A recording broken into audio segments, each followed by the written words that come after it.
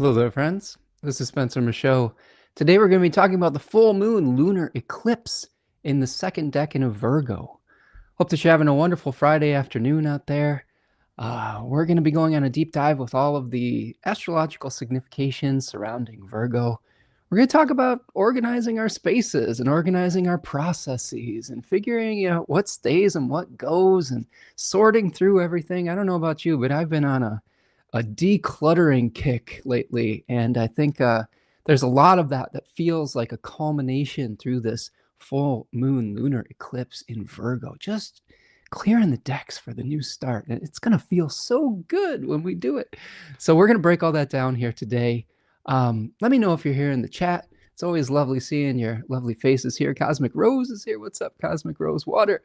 Thank God it's Friday. Exactly. There's just so much beautiful energy, I think, out in the world today with Venus exalted and Jupiter exalted. I'm feeling like the two benefics in their exaltation. It's been kind of there's been some nice moments this week. There's been some challenges, but there's been some nice things going on too. So hope that good fortune is meeting you where you're at today. Devin Malone is here. Selene's Gateway, glad to be here. Spencer Devin says, nice to see you, Devin. Hope everything's going well your way.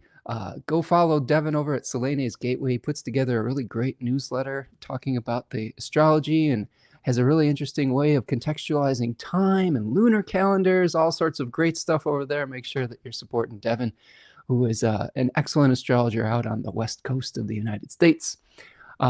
We've got Javiera stopping in, says, hey, hope everyone is well. Haircut, Spencer? Yes, I got a haircut.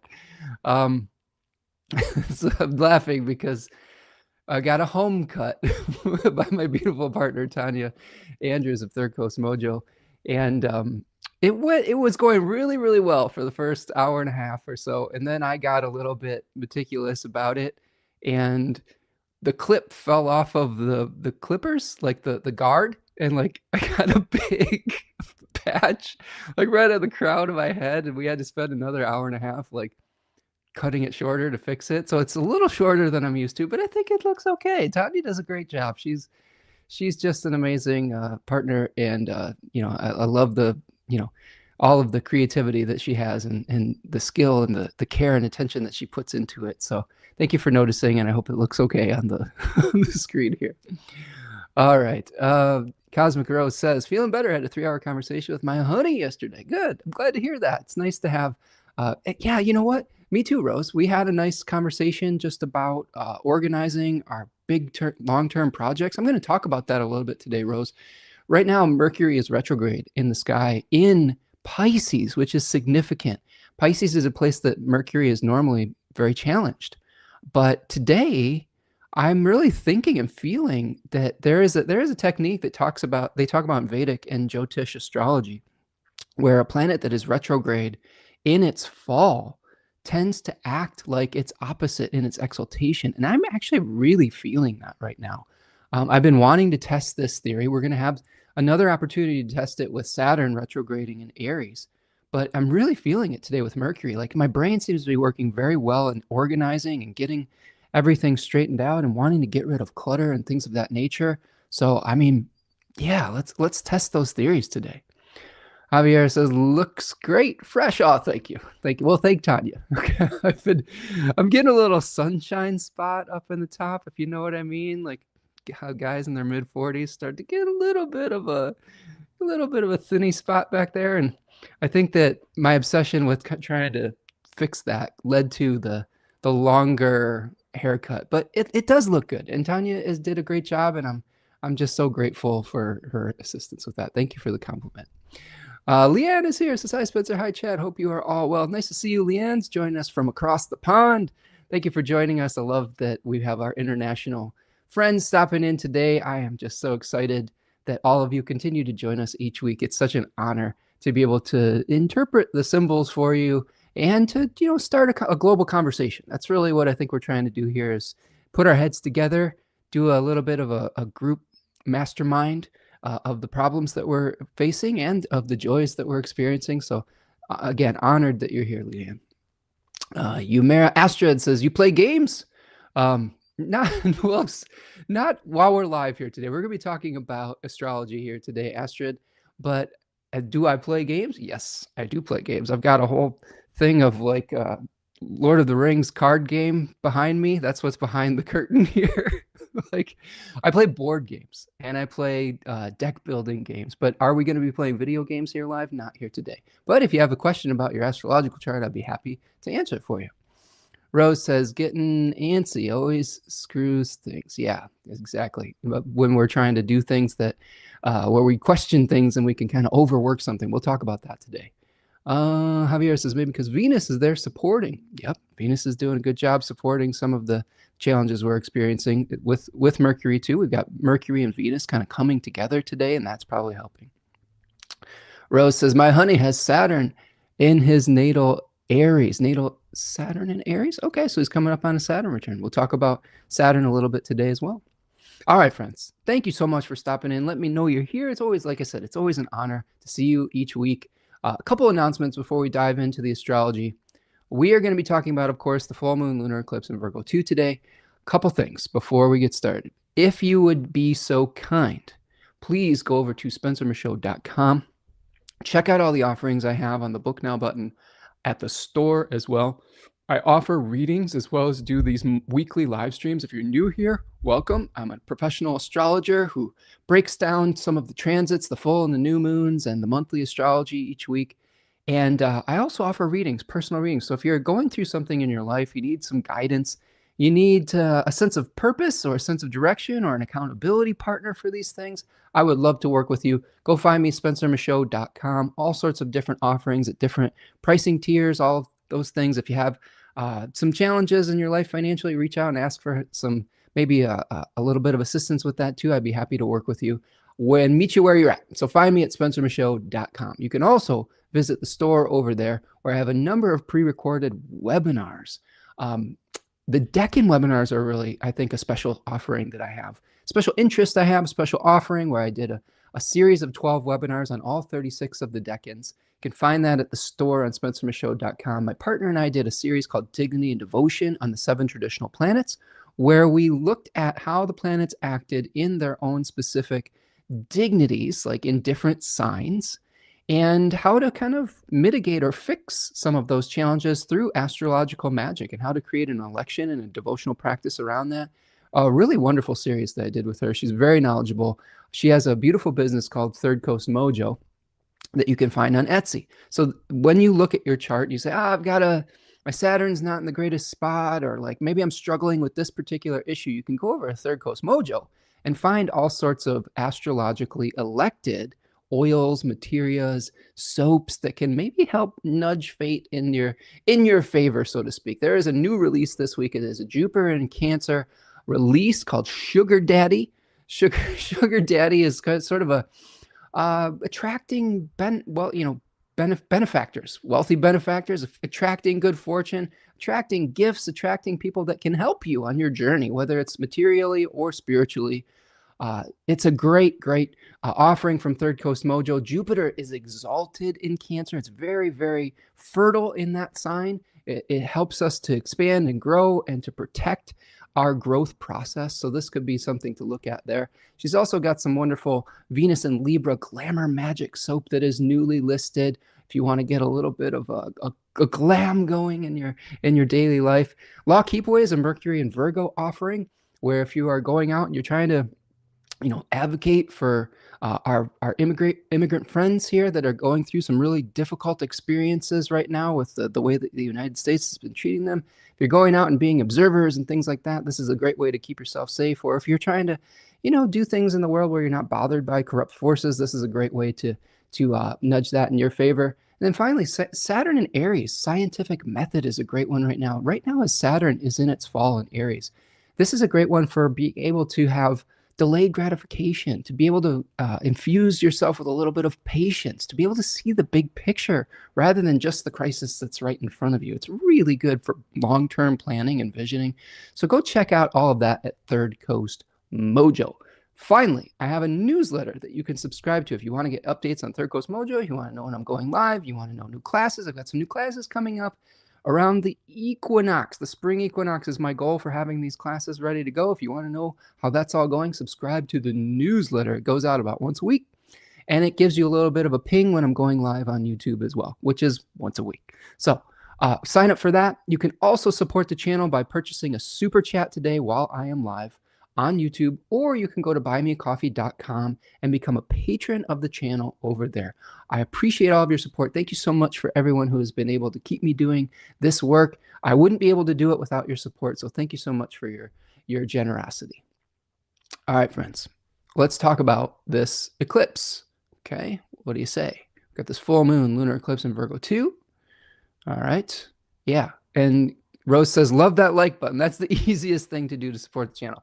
Like the channel, subscribe to the channel, like the video, share it with your friends. That's a great way to do it. Jody is here. Hey, Spencer, happy Friday. I have to visit Third Coast Mojo store. I would love that, Jody. There's some great stuff I think that you would love. There's some great smells, some great oils. They're really these beautiful, like perfumed oils. And Tanya really puts a lot of her love and care into it. But hope that you're doing well, Jody. It's nice to see you here.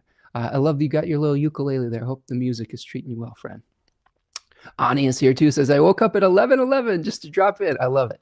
11:11, a yes from the universe. So maybe you're getting a yes here today, Ani. Nice to see you, my friend. Okay, let's talk for full moon Virgo lunar eclipse. So, a couple things.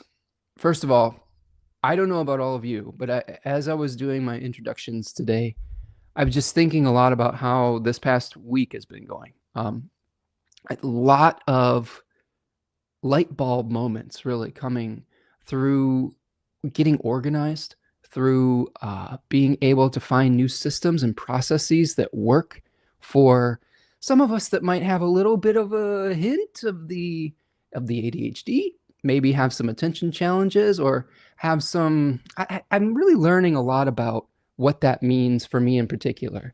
I would also offer that some of this is maybe a 12th house challenge or something like that. 12th house Sun and Mercury challenge could be part of this journey as well.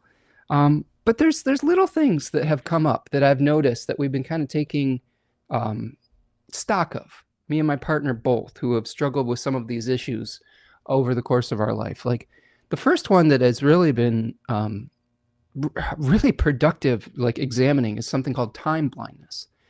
And time blindness is when you are starting a task, but you really vastly underestimate or overestimate how long that task is going to take. I think a lot of us who live in liminal spaces, like if you look at your chart and you look at the 12th, the 9th, the 3rd, and the 6th, those are called cadent houses. And those are sort of the liminal spaces in astrology. If you have a lot of planets in cadent houses, you might live kind of between worlds, between the physical and the spiritual, between your imagination and reality. And sometimes we can get really hyper-focused on the things that we love when we have some placements like that, or if we have ADHD or something like that. And time blindness can be really challenging for us. We think that a task is going to take half an hour and it ends up taking 2 or 3 hours. And then we get into this cycle of not trusting ourselves and maybe not delivering on something that we promised, or we overpromise because of time blindness. We think we can do too much. So sometimes we go through confidence lapses because of maybe failing to deliver in the past, or not trusting ourselves to be able to finish a project. And then that leads to things like rejection sensitivity, right? Like when we fail in the past, then we get nervous that people are going to be mad at us. And sometimes we don't want to engage in something new. We might also figure out that we have too many tasks on our list, and that can lead to task paralysis. I've gone through all of these things in my life, and I know my partner has gone through a lot of these challenges as well. And I've just been going on a deep dive into trying to find solutions and skills around that. I've got some really great resources I've been engaging with. Jessica McCabe is somebody on YouTube that I found that has a lot of really good videos around this. There's the Clutter Bug is another person that helps declutter spaces. Ezra DeWolf is another person I've been really absorbing a lot of their material about how to run a business if you have some of these challenges. So to me, I'm telling you this because it feels very, very Virgo second decan, where we are examining our old systems, our old processes, our physical environments, we are trying to understand how we turn an idea or spirit and enclose it into physical reality, into matter. And I think that because this is an eclipse, we're getting, well, first of all, because it's a full moon, something is coming to light, right? Something is gaining clarity. The sun is showing us sort of how we have organized our time, how we have organized our spaces, how we've organized our processes, and showing us if it has worked or if it hasn't worked, and maybe showing us a new way forward. And because this eclipse is conjoining K2, okay, so we have a eclipse. Let's just go through some of the features of this. 12 degrees Virgo on March the 3rd, which is Tuesday, and it is a K2 South Node eclipse. K2 is the severed body of a demon or a dragon that is processing old karma, processing old experiences, processing old things in your environment. I just did a little deep declutter of our entryway, and it was starting with just 5 minutes, but it ended up going about 40 minutes. But it feels really good. It opens up space, but it's just getting rid of stuff that we've been hanging on to. And this eclipse is going to help us with that in a lot of ways. The story with Rahu and Ketu goes is that this was a dragon, a serpent, a demon that consumed the elixir of immortality. And that wasn't really allowed. So another prominent deity in that pantheon severed his head, but he didn't die because he had already consumed some of that elixir of immortality. So now there are two parts of this. And the Rahu is the head that is hungry, right? Wherever this north node is, it's a place of increase. It's a place of desire. It is a place of wanting to have more, that is insatiable. K2 is a place where we say, we have to let go of this. We have to release this. This is an ending. We have to process this. We have to get what we need out of it, the nutrients, and then let it go. So this being a K2 full moon eclipse is saying, maybe this is the right time to get organized, to let go, to do a deep clean of your home, to learn new skills to be able to do that. And I've just been really experiencing this, and it's felt really good, I'm going to say. And I think that with the two benefic planets really helping to facilitate this process, I think there's some good energy. I'm checking in with the chat right here. Yeah, Jody giving us a shout out here. Rose says, okay, that explains my honey. Saturn in the 12th too. Could be. 12th house life, Ani says, sounds like my undergrad degree program. Forgot 4 years it took over 10. P.S. Caden houses are related to travel, aka space-time warp. Well, there you go. I just watched a terrible movie this week called Land of the Lost, the 2009 version that was based on the TV show. It has Will Ferrell and Danny McBride in it, and it felt very Caden House time warp space kind of. We're in between eclipses right now, so we're in the liminal space called the Bardo period. So, yeah, I think a lot of us have struggled with feeling a lack of grounding, with having a lot of liminal Caden House placements, right? Yeah.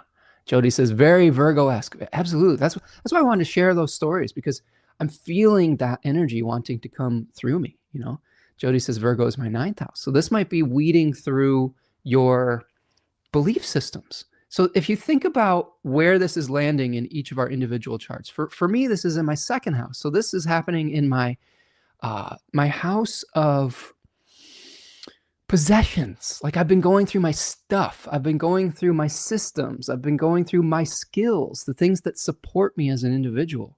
My partner has this in the 9th house. So she's been examining a lot of like her belief systems, like you, Jody, as a Capricorn rising, a lot of her systems, and how examining her own time blindness, and really doing a great job. Like, kind of what she's been doing is she's been recording how long she thinks a task is going to take, and then setting a timer and seeing how long it actually takes without beating ourselves up about it, but just getting awareness around it so we can plan to maybe attempt to do less during the day. Ezra Wolf calls this operating below our complexity ceiling. And I'm terrible at overcomplicating things. You all have seen this. I go 4 hours just trying to feel like I've got to give you every single detail.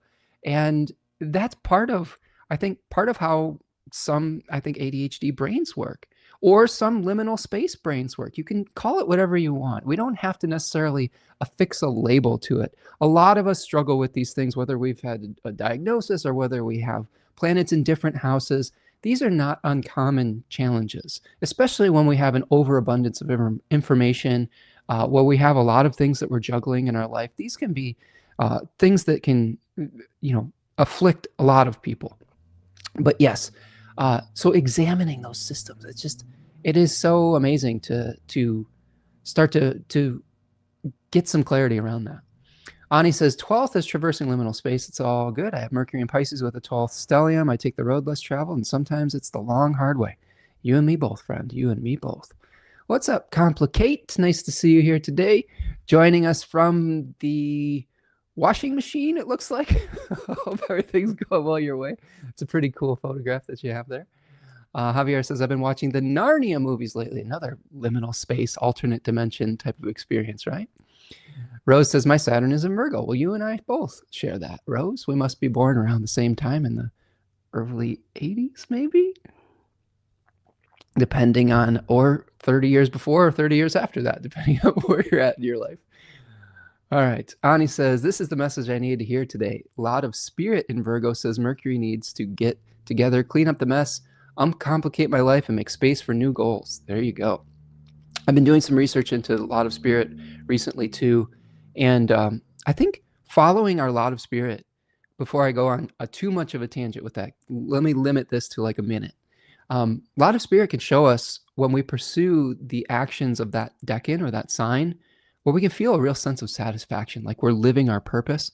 So you share a lot of spirit with my partner, Tanya. We were talking about this. Her lot of spirit is in this second decan of Virgo, where we are trying and attempting to enclose spirit into matter and then weed out the inefficiencies.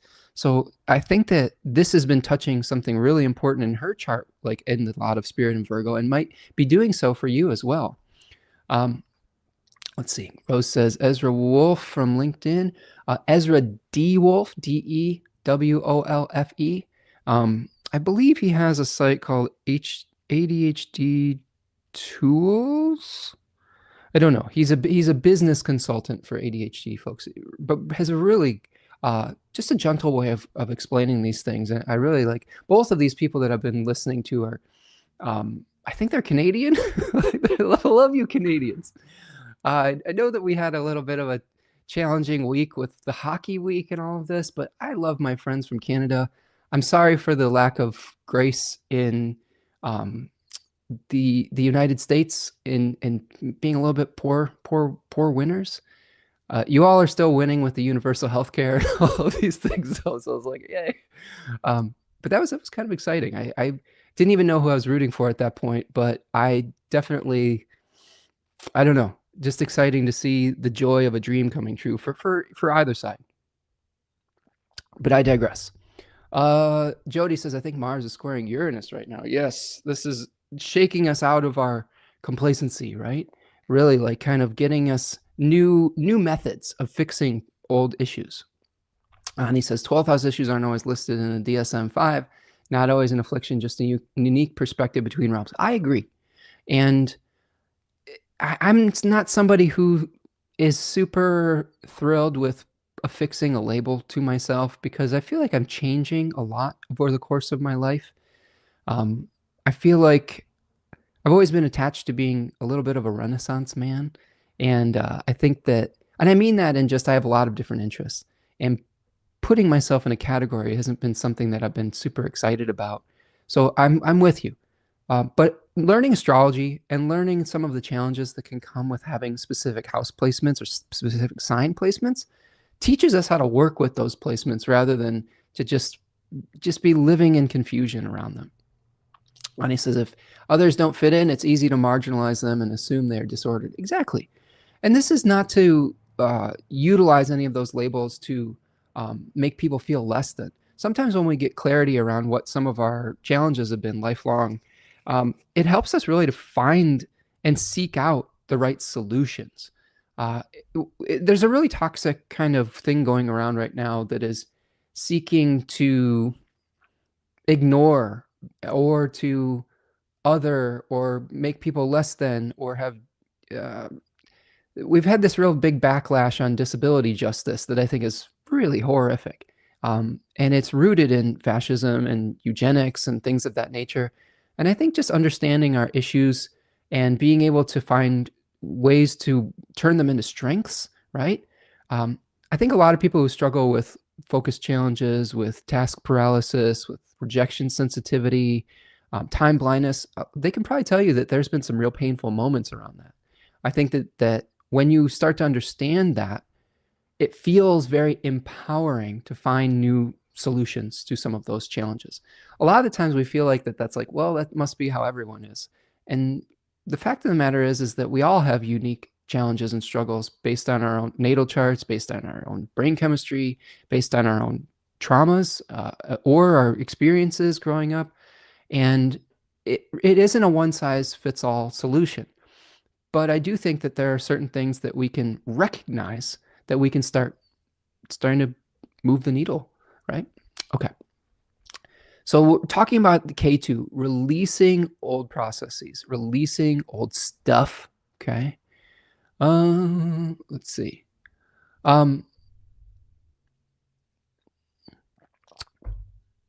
Both Sun and Moon are the hosts of the Sun and Moon are retrograde. So we have Mercury hosting the Moon.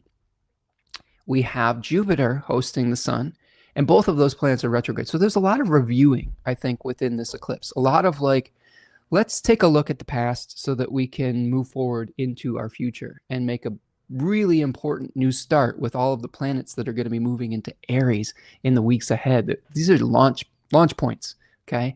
But before we can launch, sometimes we have to clear the decks. One of the skills I've been learning is barrier remover.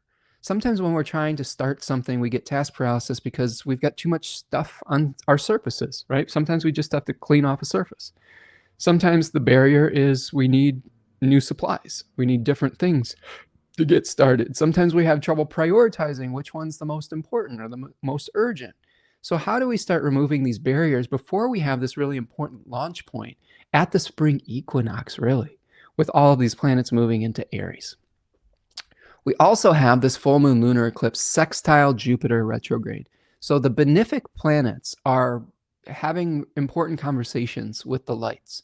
Venus is co-present with the sun. Jupiter is making a trine to the sun, but the moon is also going to be aspected by both Venus and Jupiter within this. So really a lot of benefic aspects. And there's really not a really bad malefic aspect. Mars is co-present with the sun and opposite the moon by whole sign, but Saturn is in aversion. And I think that we're in a space where maybe Mars is working together with all of these planets. Mars is being hosted by that Jupiter as well, the exalted Jupiter. So this is something where I think that we could really be benefiting from going through this examination process.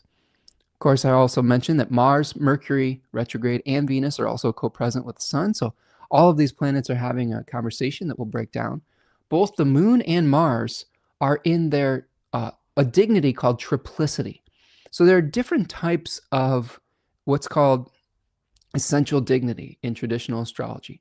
Yes, we have planets that are in their home signs or domiciles, like Jupiter in Pisces or Mercury in Virgo. Those are in their own domiciles.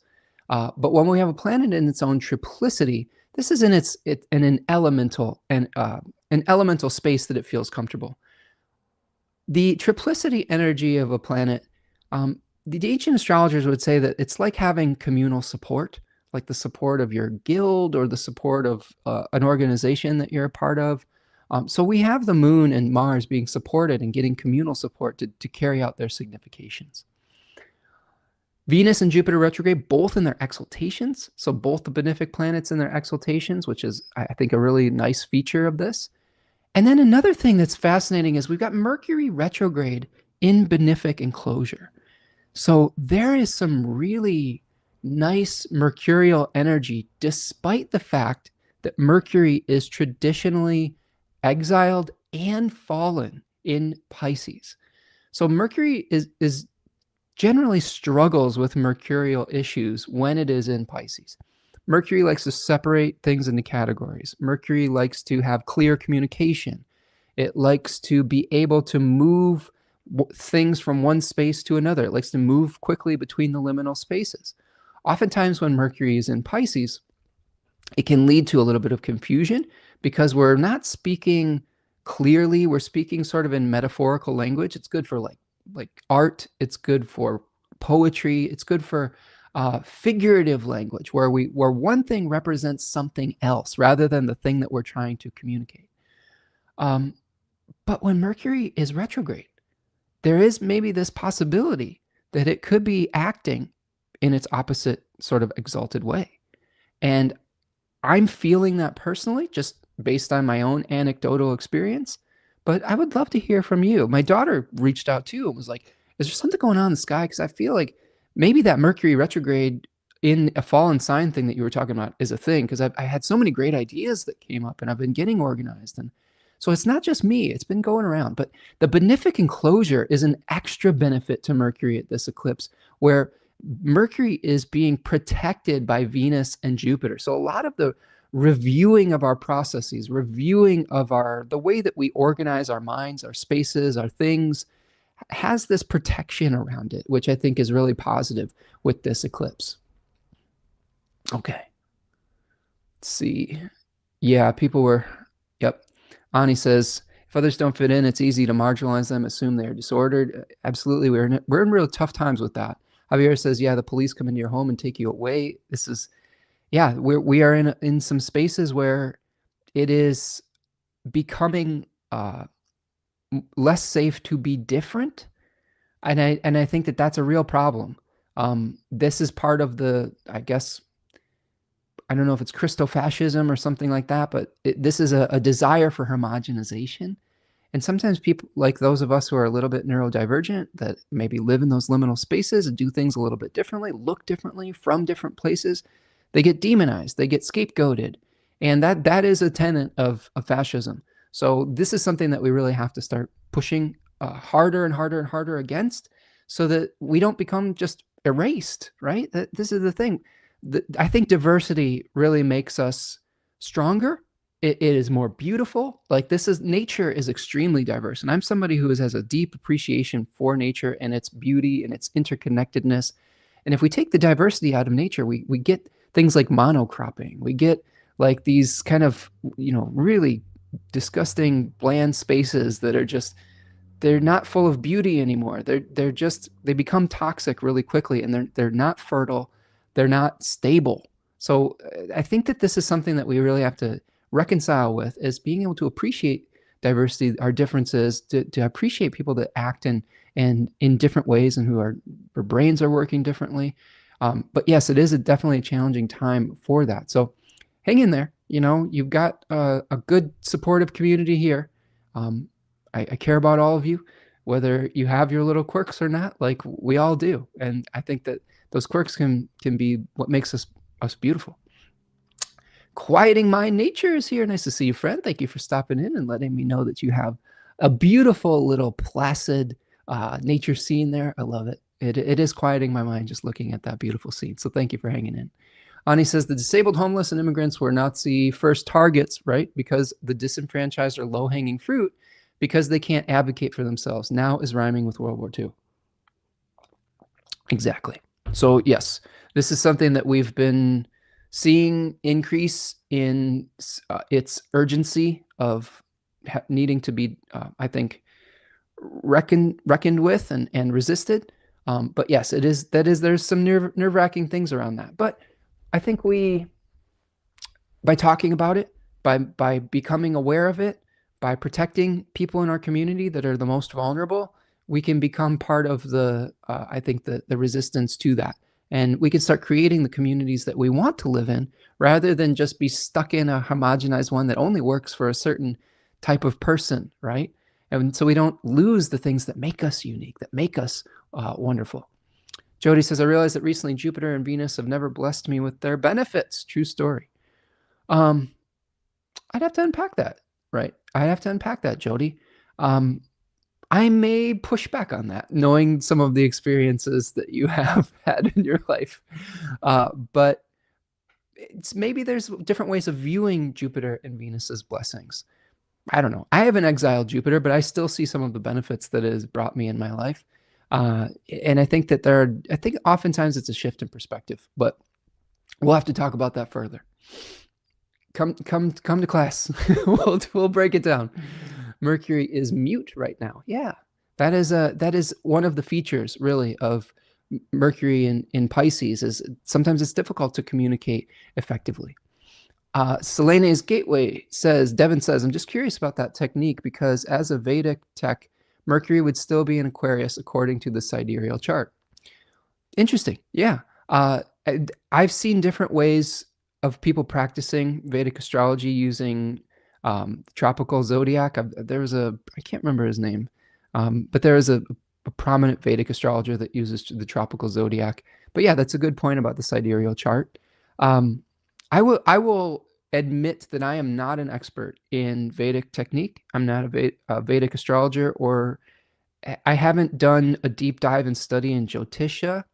It's just something that has piqued my curiosity, that was mentioned by, I can't even remember where I saw it, but I looked it up in Freedom Cole's Science of Light book. And I've just been trying to test it out. So this is a test of that. So far, so good, but there could be other factors involved with it as well. So keep testing the theories, keep doing the research, keep expanding the technique, and we'll all keep doing the same. Ani says, Venus and Jupiter bonifying Mercury. Metaphors are good for communicating under the radar and insightful speech to avoid detection from the haters. We've done a lot of that here. We've become a little bit more direct in calling out some of the challenges, but I love a good metaphor. I have Mercury in Cancer retrograde in the 12th, so indirect communication is something that I built a first career on as a songwriter. But sometimes sometimes you need to be a little bit more direct about things, and we've been attempting to do so on this channel, but who knows where we're going next with a surveillance state. We might have to become a little more cagey about these things. Who knows? Devin says, though, I'll keep my mind open and aware. There you go. That's all we can do. Ani says, and add the eclipse seems to be the theme right now. Yes. Rose says, police came to my home to tell me my car had gotten stolen. Oh, well, maybe they were helping you find it. I don't know. Moving forward. So let's just review those features real quick. We've got the eclipse on the 3rd of March, 12 degrees Virgo. It is a K2 South Node eclipse, letting go, releasing, processing. Both the sun and the moon, hosts of those planets, both Jupiter and Mercury, are retrograde. The full moon lunar eclipse is sextile, Jupiter retrograde. Mars, Mercury, and Venus are all co-present with the sun. The moon and the Mars are in their own triplicity, getting communal support. And then Venus and Jupiter retrograde are both in their exaltation, which is interesting. Finally, Mercury retrograde being bona fide or in benefic enclosure. Now, let's talk about the sun. What we're going to do is we are going to talk about the sun decans. We're going to talk about the moon decans. And then I'm going to take you on a little bit of a quick journey through how the lunation is going to unfold until we get to the next new moon. Okay. So I'm not going to do as deep of a dive with all of the aspects that I do on my monthly. If you want a deeper dive on that, check out the monthly, the month of March we just did. But I am going to at least give you little reminders about how things are going to unfold. So talking about the sun in Pisces. Devin says you should stop watch your chat check-ins. Yeah, I think that's the time blindness with that is part of the reason I think that we go so long on this channel, because sometimes we get down little rabbit holes and we're talking about things for like 40 minutes when it really should be a 5-minute conversation, right? Okay, sun in Pisces too. Let's take a look at this. Here is our Decan flashcard that you can get when you purchase the Decans of Pisces. You'll get a 3.5-hour webinar on Pisces Decans. You'll get these digital Decan flashcards. You will get PDF of the slides. You'll get audio and video of the thing. So if you like these and you want to work with them, they are available on my website on the store button. Pisces 2. I like starting with the sun when it comes to any type of full or new moon, eclipse, etc., because of the fact that the sun is providing the light. The moon is absorbing the light. The moon is the container of the light. It says, here is what we're going to do with the motivations of the sun, of the attempts at finding meaning and purpose, of the attempts of creating vitality.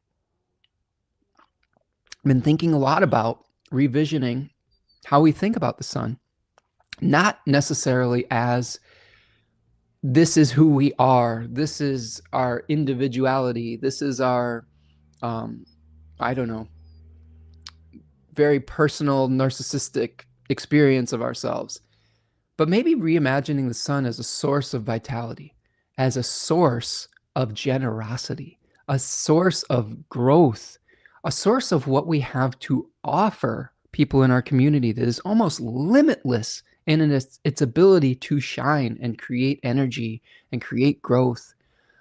It can also burn, like we get sunburns. If we're too intense in that area, we can overdo things. But think about where the sun is as where we have an infinite capacity for clarity, for light, for generosity.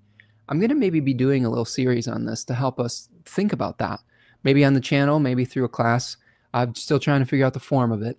But we've talked about this in my Decan walk, and we've kind of broken down our decanic solar placements and saying, hey, here's where we have the capacity to give. Like, just a small example. As it's Cancer 2 sun, I feel like I have, it energizes me to create protected spaces to share emotions and to promote healthy growth. That I have a limitless capacity for trying to promote growth within myself, my family, my clients, my students, my community, etc., to create protected community, safe spaces, those types of things. That is something that both energizes me, and I feel like I just have a limitless capacity to give that. And your limitless capacity to give may be in a different area of genius, right?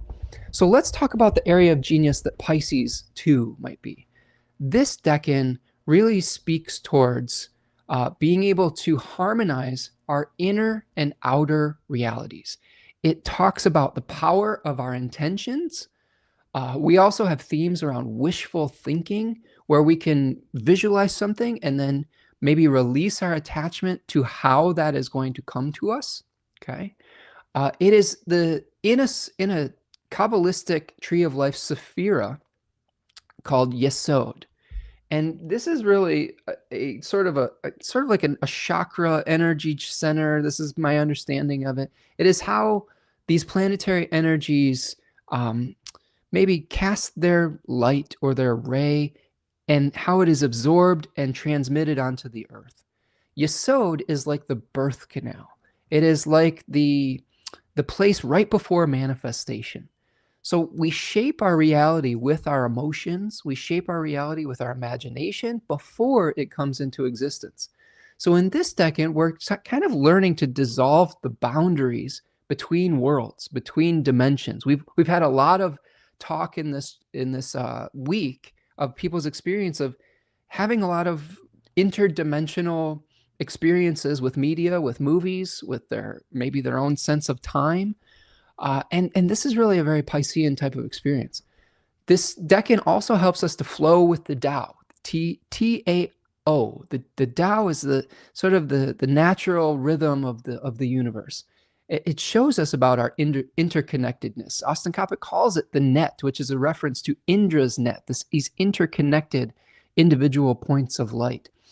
This decan can also be associated with some naive optimism, overestimating our abilities, sorcerer's apprentice energy, where we really try to fly before we have the capacity to do so. Now, I have had some experiences with this, more so through overestimating what I'm capable of committing to time-wise. I don't think that I'm as guilty of presenting myself as an expert before I feel like I am researched enough. I think it's almost the opposite problem for me on some level. Sometimes I may have some expertise in something, but I'm like, I always need more knowledge. I need to test this more. I need to go read 10 more books on this before I feel confident sharing this information. Um, but there are those of us out there in the world that sometimes do overpromise, that maybe don't do the work before they present themselves as something that they are not. So that is the challenge of this. There is a daimon or spirit in this decan called Dolos, which is an apprentice of Prometheus who tried to craft humanity through clay and went off on a little bit of an errand, and his apprentice tried to craft his own version of humanity, but ran out of clay when it got to the feet. Prometheus was kind of impressed with the effort and said, well, I'm going to put both of these in the kiln. I'm going to make these both into reality. His that was complete, Prometheus's, was called Aletheia, truth. Dolus's was called pseudologos, which is falsehood. And sometimes when we don't have the complete picture, when we don't have the research backing up what we're trying to speak on, when we don't have the time put in or the preparation, what we promise or what we try to speak on starts to falter, right? It doesn't have legs to stand on. When we lie about our abilities, when we lie about something in our life, we can maybe get away with it for a small period of time, but then it eventually catches up to us and it falls flat on its face. So this naive optimism is also baked into the story of Phaethon. And Phaethon was a son of Helios, the sun god. And Helios had a chariot that had these 4 white horses that would pull it across the sky. And Phaethon was obsessed with trying to drive this chariot. It was basically like, hey, Dad, give me the keys to the chariot. I need to drive this, especially because you promised me anything to prove that you were actually my dad. And so in this case, Phaethon wasn't ready. He hadn't done the training. Helios begged him not to do so, but he did it anyway. And he ended up kind of, flying too high and making the earth too cold, flying too low and setting things on fire. And eventually Zeus had to shoot him out of the sky with a thunderbolt. And he fell out of the chariot and drowned in the river of the Eridanus. So there is some danger here of maybe trying to do too much. So questions you could ask yourself when the sun's in Pisces too. What vision are you trying to manifest? My partner and I had a really, I think, productive visioning meeting yesterday. We sat down and we wrote down all of the big picture projects that we wanted to do for the spring in particular, but also throughout 2026, just to see what all the things were. We were just collecting all of the clutter that was in our brain. And when you see that, then you can start to prioritize and say, this is going to take this amount of time. Maybe we can't do everything. Maybe this is for next year. Maybe this is for the fall. Maybe this is for the winter. And it's a really productive exercise, because to be able to break things into manageable pieces, to be able to get started by breaking the larger task into smaller bite-sized bits, which is a strategy that people can use for neurodivergent brains to get started and to overcome task paralysis. You really have to be able to see it written down on the page, etc. And this is the first step to manifestation. So when you try to get clear about what you're trying to do, you'll have an easier time of figuring out what the next steps are. So what is your vision that you're trying to manifest? How can you close the gap between the dream and its form?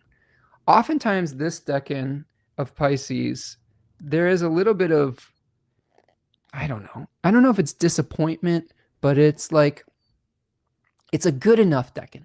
If the decan of Virgo that we're going to talk about later says, nope, I got to keep working on this, this decan says, maybe it's good enough and we need to just put it out into the world, right? So there's going to be this tension between how do we keep working on something and how do we say that's good enough.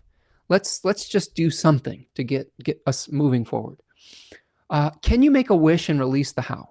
This is very important for the sun right now. I think that this is a problem that I personally struggle with significantly as a person with 3 planets in Virgo, Jupiter, Mars, Saturn, little mini stellium there. I'm very obsessed with how something gets done. And this particular lunation and the lead up to it has really made me examine that perfectionism, the way I do things, and sort of make some changes around it, right? So really the goal that we are experiencing at this eclipse is let's get to the point where we can just get it out there. And to be able to do so, we have to release some of the thematic material, the choices that we might see in Virgo II. And I'll talk about that in a second. Where would faith help you flow with the currents of your life? This is definitely a decan where you just kind of take the leap and you say, I'm just going to take the leap. I got to do it. Like I have to have faith and I have to align myself with the flow of the Tao, the flow of nature, with where the current wants to take me rather than trying to exhaust myself paddling upstream. What compromises are necessary to find acceptance and satisfaction? Sometimes we will have to compromise on the details.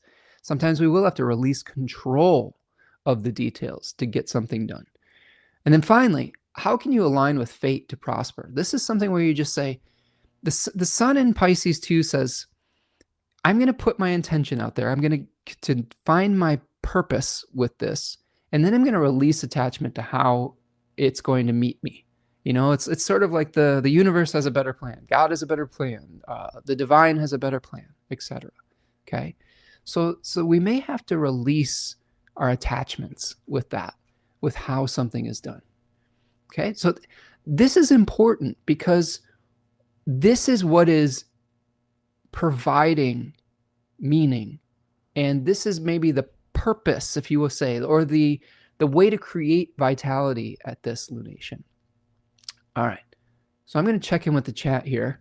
I'll set my little 52 minutes here. 154.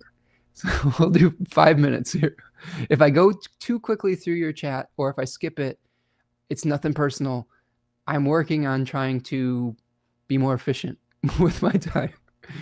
Okay, let's see what we got here. Astro Move Play is here. It says just clocking that on my own ICMC is at 14 Virgo and Pisces. So this is going to be a big eclipse for you, friend, because it's right on one of your angles. When we have an angular eclipse, we're really going to feel it. Devin says, oh yes, the generosity of death, the death giver, 8th house sun. No, but seriously, I am able to offer people the space they need to handle difficult situations. And I'm a butcher. Yeah. You know, esoteric butcher was one of the former names that you were going under, right? So yes, definitely a good use of that energy. Marietta is here. What's up, Marietta? Nice to see you. We're talking eclipse energy. Katie Loves Pink says, Katie popping in from Milwaukee during my lunch break. Hello, friends. Nice to see you, Katie. Thank you so much for joining me today. Marietta says, Indra's net can also be a reference to the quantum field. And really, quantum physics, I think, it feels very Pisces too. It feels very Pisces in general. Like what we put our attention towards snaps into existence out of a wave of possibilities. So learning to focus our attention on the right things that we want to snap into existence, I think is part of the creative visualization manifestation movement. There was a big movement towards that in the, I don't know, early aughts around The Secret. There are some truths to that, but the way that they did it, they just commercialized it to the point where it's like, if you put your energy towards a Lamborghini, you can get whatever you want in the guise of capitalism. And I think that that's just a waste of that energy. There's so many things we can put our attention to that don't have to be just stuff, right? That can be, we can have some nice things every once in a while, but that kind of rubbed me the wrong way. There was another documentary around that, what the bleep do we know? And there were some interesting things around that too. I just think that they they only got the half truth around it. But I like where your head's at, Marietta, with Indra's net and the quantum field, because I do think quantum physics is a really interesting kind of exploration science that I think is going to really change a lot of the way that we understand our universes. Ani says, sounds like the Egyptians brief mention net of souls in one of the recovered papyri. There you go.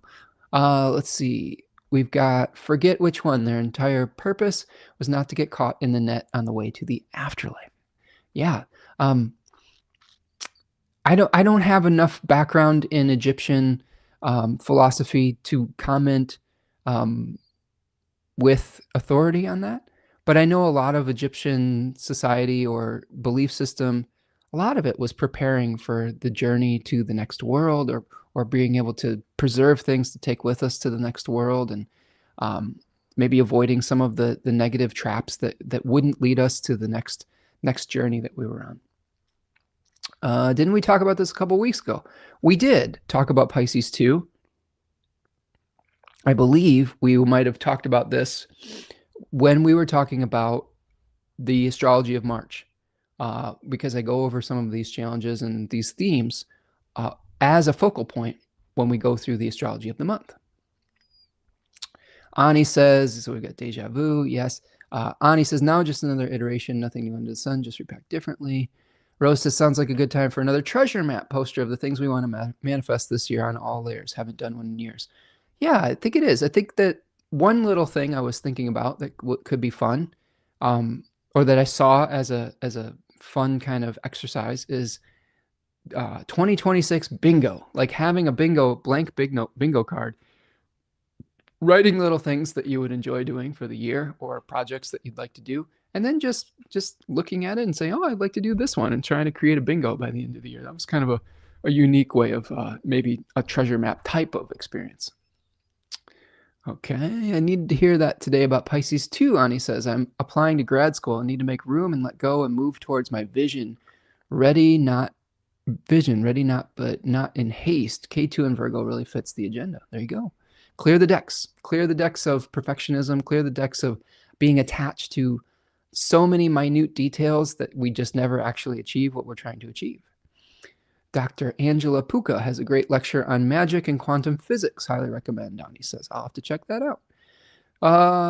Marietta says, I'm Faith on. That's what I was referencing about the thing we talked about a couple weeks ago. We're sort of like Abraham Simpson here a little bit on the channel. We have stories that we like to share that are associated with these places, but I think repetition helps us to learn it as well. Marietta says, I'm leaving my bingo card blank for 2026 as far as world events go. That is a challenge, right? That can be challenging when we are trying to make plans, but everything feels like shifting sands underneath our feet. I think that there is a balance between that. For those of you who are curious about the part of spirit and maybe finding a sense of meaning and purpose, for me personally, that part of spirit's in Libra 3. Increasing that which is lacking, decreasing that which is excessive, being sort of a walking corrective, whether I like it or not. Sometimes I'm not even aware I'm doing it. If someone's really like overly happy, I'm very dour. If someone's really like depressed, I'm like really happy. Like it's almost instinctual. But what I will say about that is that if the balance point in that, Marietta, is if we never anticipate or put our energy towards anything, if we're just leaving everything open-ended because we're afraid that nothing is going to be the way that we think it is, I think it's going too far in one direction. And I think that one of the important things to do, especially when there's chaos, is we do have to have things that we are trying to create. We do have to have intentions. We do have to try to create a sense of normalcy in our lives. I think that is a really important counterbalance to the chaos that we might be experiencing as the systems around us change and shift.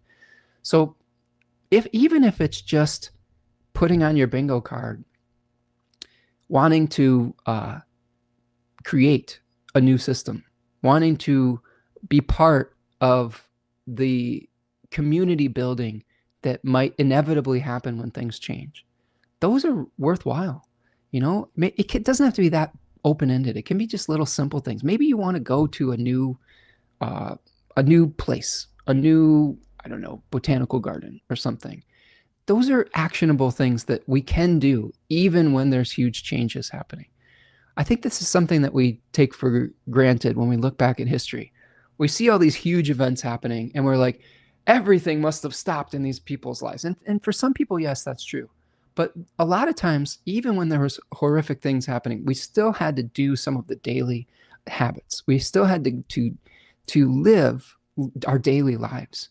And this is another message from Virgo saying, even when we have this big picture thinking, we have to do the dishes. We have to take the trash out. We have to do all of these little tiny chores. We have to pay attention to some of those physical details. And that can be grounding, and that can be really centering around, especially around times like this. So set some intentions. Fill that bingo card a little bit. But I think to your point, Marietta, leaving ourselves extra space and staying below our complexity ceiling, simplifying, is really important when there is chaos out in the collective, okay? So not being so ambitious that you're like, oh shit, there's a real crisis that I have to deal with. Not doing so many things or overshooting the mark that you aren't leaving space for those inevitable challenges that come up. So maybe instead of leaving the bingo card blank, put a couple things on it. Leave a couple blank spaces so that you can deal with the crises that come up, and give yourself something to look forward to. Yes, chop wood, carry water, Ani says. There's a 4-word way of saying exactly what I was trying to say in like 40 words. Okay, let's talk about the host of this. Jupiter retrograde in Cancer, okay? And here is the decan that's associated with Cancer 2, 3 of Cups. We see community, the 3 graces coming together, the Lord of Abundance, it's called. Austin Coppock calls this decan a walled garden. We have a daimon or spirit, Hercules here. We have Jupiter that is getting ready to station direct at 15 degrees of Cancer. I think that there is going to be an enhanced ability to create the spaces necessary for growth. Now, here is something else to chew on. Our theory that we had around retrograde exalted planets acting as their opposite also applies to Jupiter for the last few months, because Jupiter's been in its exaltation. It could be acting as its opposite in Capricorn. It's fall. We may have been having some difficulties getting the abundance that we need to facilitate growth, to be able to protect something that we're working on. It may be feeling like we're being exposed to the harsh winter, that our baby nascent ideas are being exposed to really harsh realities. And once Jupiter starts stationing direct on the 10th of March, some of those things might start to shift. So I think that because eclipses have much longer tails of, I don't know, of unfolding, we should really pay attention to this host of the sun and of Mercury and Venus and Mars here, because there is a desire, an attempt to start to build something out in the world, but a need to protect it. So we have this energy that is going to become, as we unfold, easier to protect. And we're going to see that growth, I think, starting to take off. I would advise all of you, and I'm really reflecting on my own experience here too. Jupiter is going to station direct, exactly conjoining my natal sun. So this is really having an effect on me personally. I think what this eclipse is asking us to do with Jupiter retrograde here, it's saying, examine and audit your systems. Examine and audit your spaces, your material things. Clear the decks so that when Jupiter stations direct, you're ready for growth. One of the things that was a huge boost in my understanding of trying to organize my space is I tend to be a little bit of a collector. I wouldn't say that it is devolved into hoarding, although I have difficulty getting rid of things. I still can move around my house. I still we still have a functional living space. Actually, watching a lot of decluttering videos, my partner and I were like, we're not that bad. Like, that's really bad. We're not that bad. But I do think that I have a little bit of like, I get nostalgic about items. I have a lot of emotions associated with my stuff. And as I continue to heal from uncertainty in my childhood, of trauma, of not being able to count on the people in my life, and then in turn getting much more attached to the stuff around me to be able to control my environment, as I start to heal more from that, I think I'm learning that I need to let go of this stuff. You know, I need to let go of things in my life. And one of the biggest realizations with that was realizing that to be able to organize your space, sometimes you can't organize a space that's stuffed too full. And that's been my reality. I'm like, how come I can't get organized? It's like, I got too many books. I don't even have enough shelves for the books I have. I have too many gaming stuff, and I don't even have shelves for it. I got to get rid of some of this stuff. I have to create space for the new energy and the abundance to come in. This eclipse is about creating that space. It's not necessarily about initiating the new thing right away, although you can initiate new skills or learn new things that'll help facilitate. This eclipse, I think, is about clearing away space so that you can meet the new with open arms, okay? And keep that in mind with Jupiter retrograde here, because once Jupiter stations direct, that's when the expansion starts. But you will have a much better experience of expansion if you have places for it to grow. You can't have a sacred safe space if that sacred safe space is just filled with junk that doesn't serve you anymore.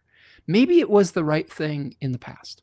This morning, I went through what was supposed to be a 5-minute declutter of my shoes and of my front entryway. It turned into 40 minutes, but I got rid of some old shoes that I loved, but I wore them so much that the sole just completely blew out, and it probably isn't repairable. And I had to thank them for their service and then throw them away, let go of them, get rid of them.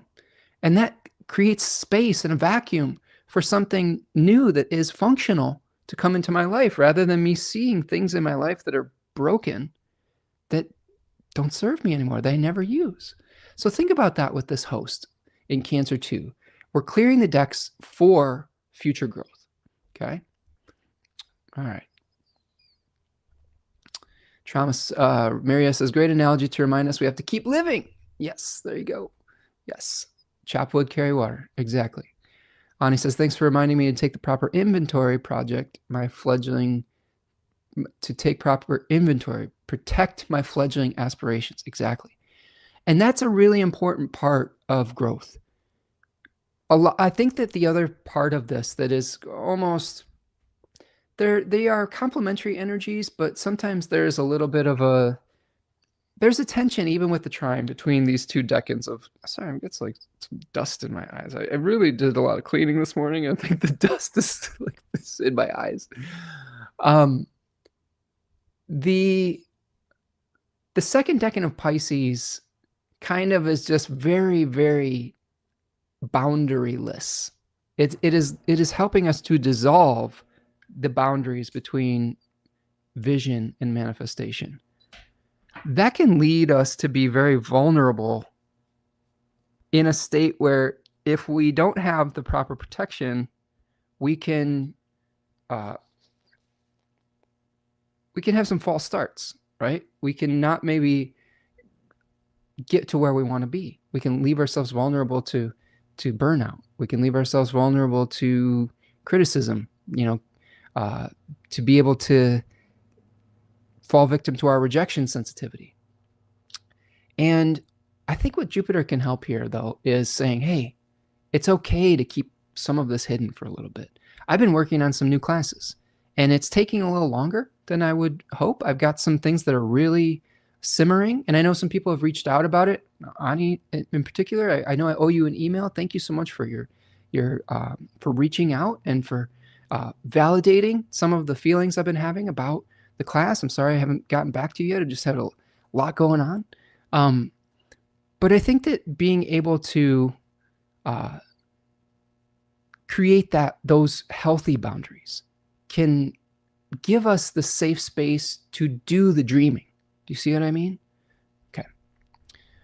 Marietta says, sounds like it's time to organize a garage sale or maybe facilitate a donation drive. Absolutely. Both of those could be extremely supported here.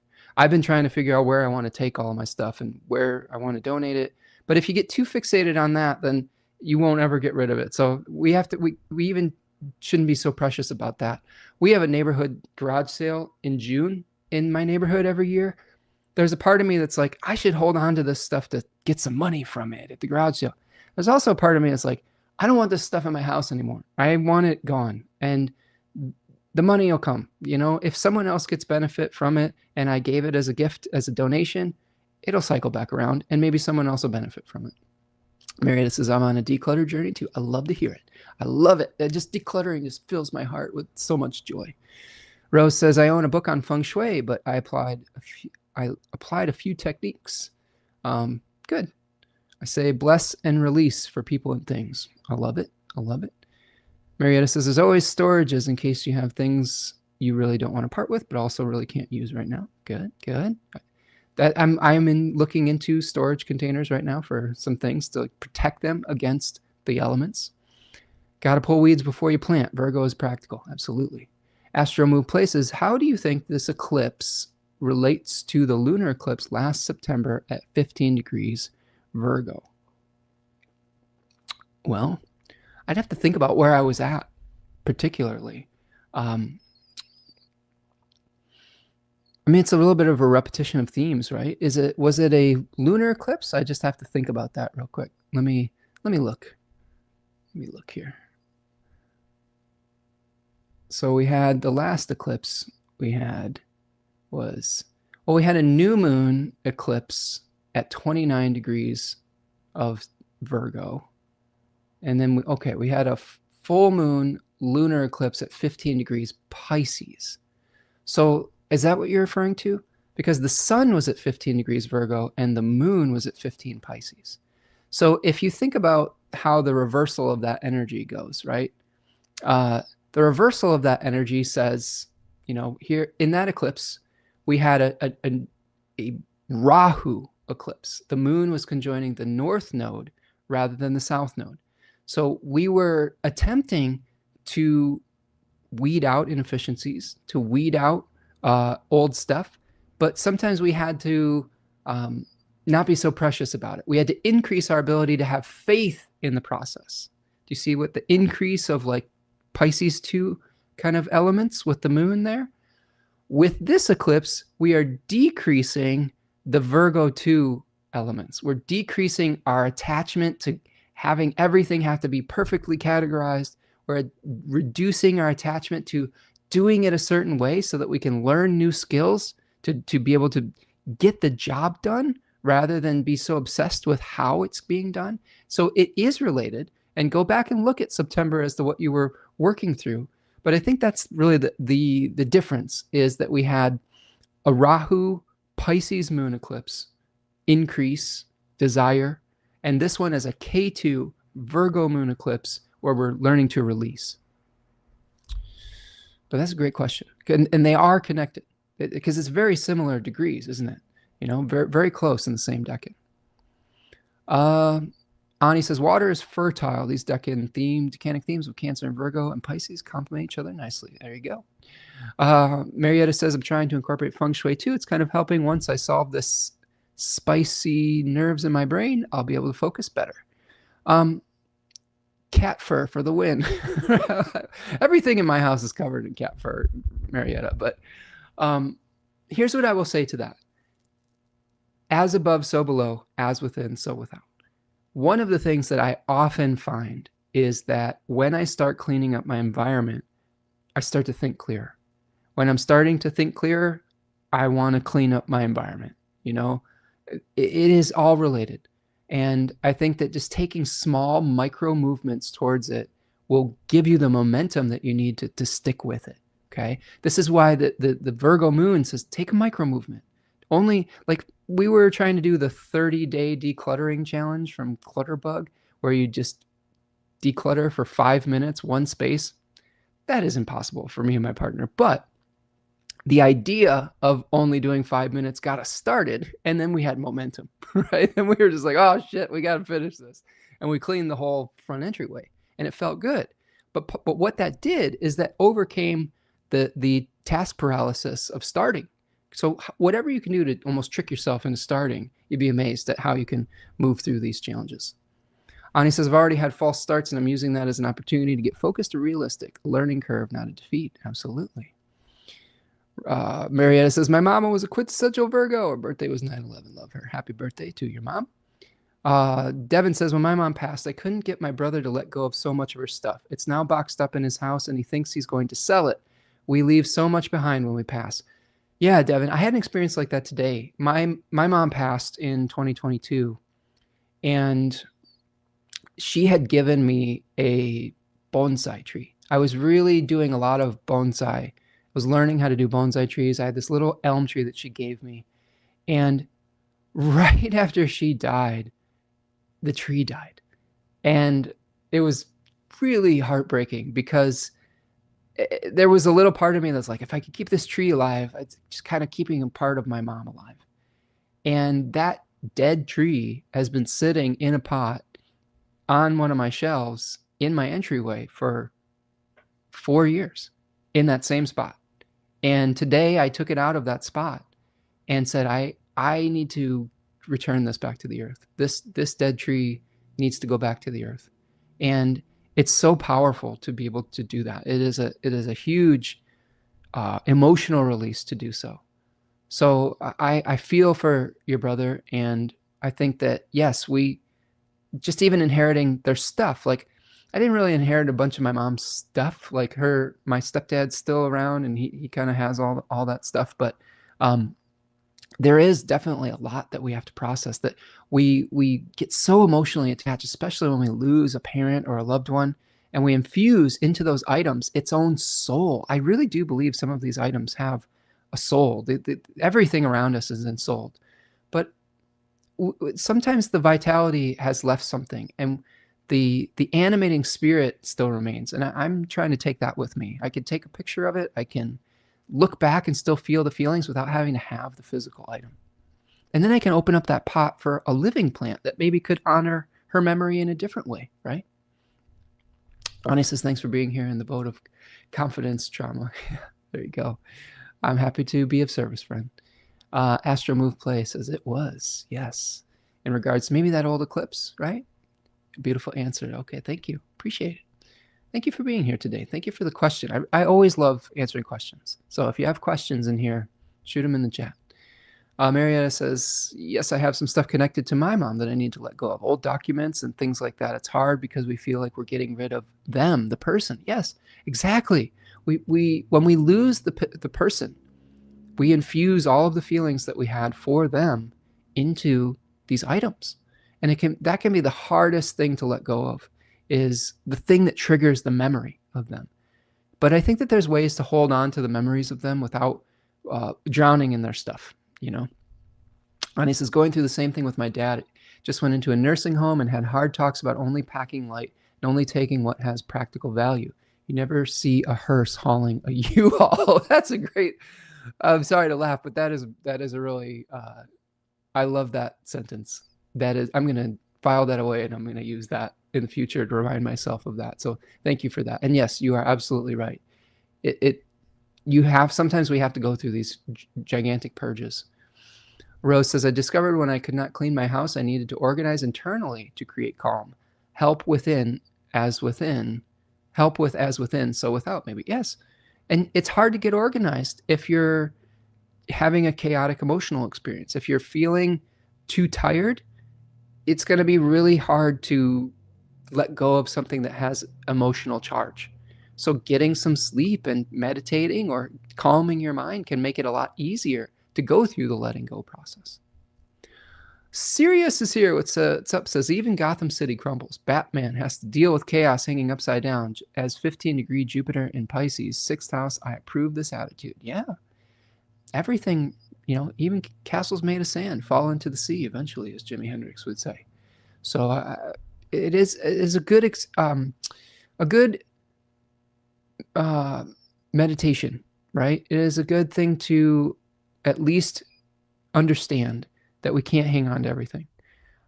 The other thing I'll say too that Virgo is very good at is preserving things against entropy and the ravages of time. So if there is something that you love that is really important and meaningful for you, that doesn't mean you have to get rid of it right now. It may still have value in your life. But maybe what part of this eclipse is helping you do is understand how to preserve them. What you can't see off camera here is I had a little Harry Potter closet underneath the stairs where I had kind of shoved all of my childhood action figures that are still in the boxes and a bunch of baseball and sports cards. And I've just been pulling them out and trying to deal with them because there's been some moisture damage under there where I thought it was temperature stable. So part of the Virgo energy may be learning how to preserve things and how to look through and take account of what you have. I found some really valuable stuff that on some level I'm like, I could sell that. On another level, I'm like, I like the treasure hunt part of it. I like being able to go through and say, oh, this is a treasure. Ooh, that gives me the little. I even had a moment of realization where I said, I would love to hide these in a closet somewhere and 10 years from now have the experience of finding these treasures again.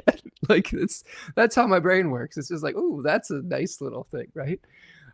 Yeah.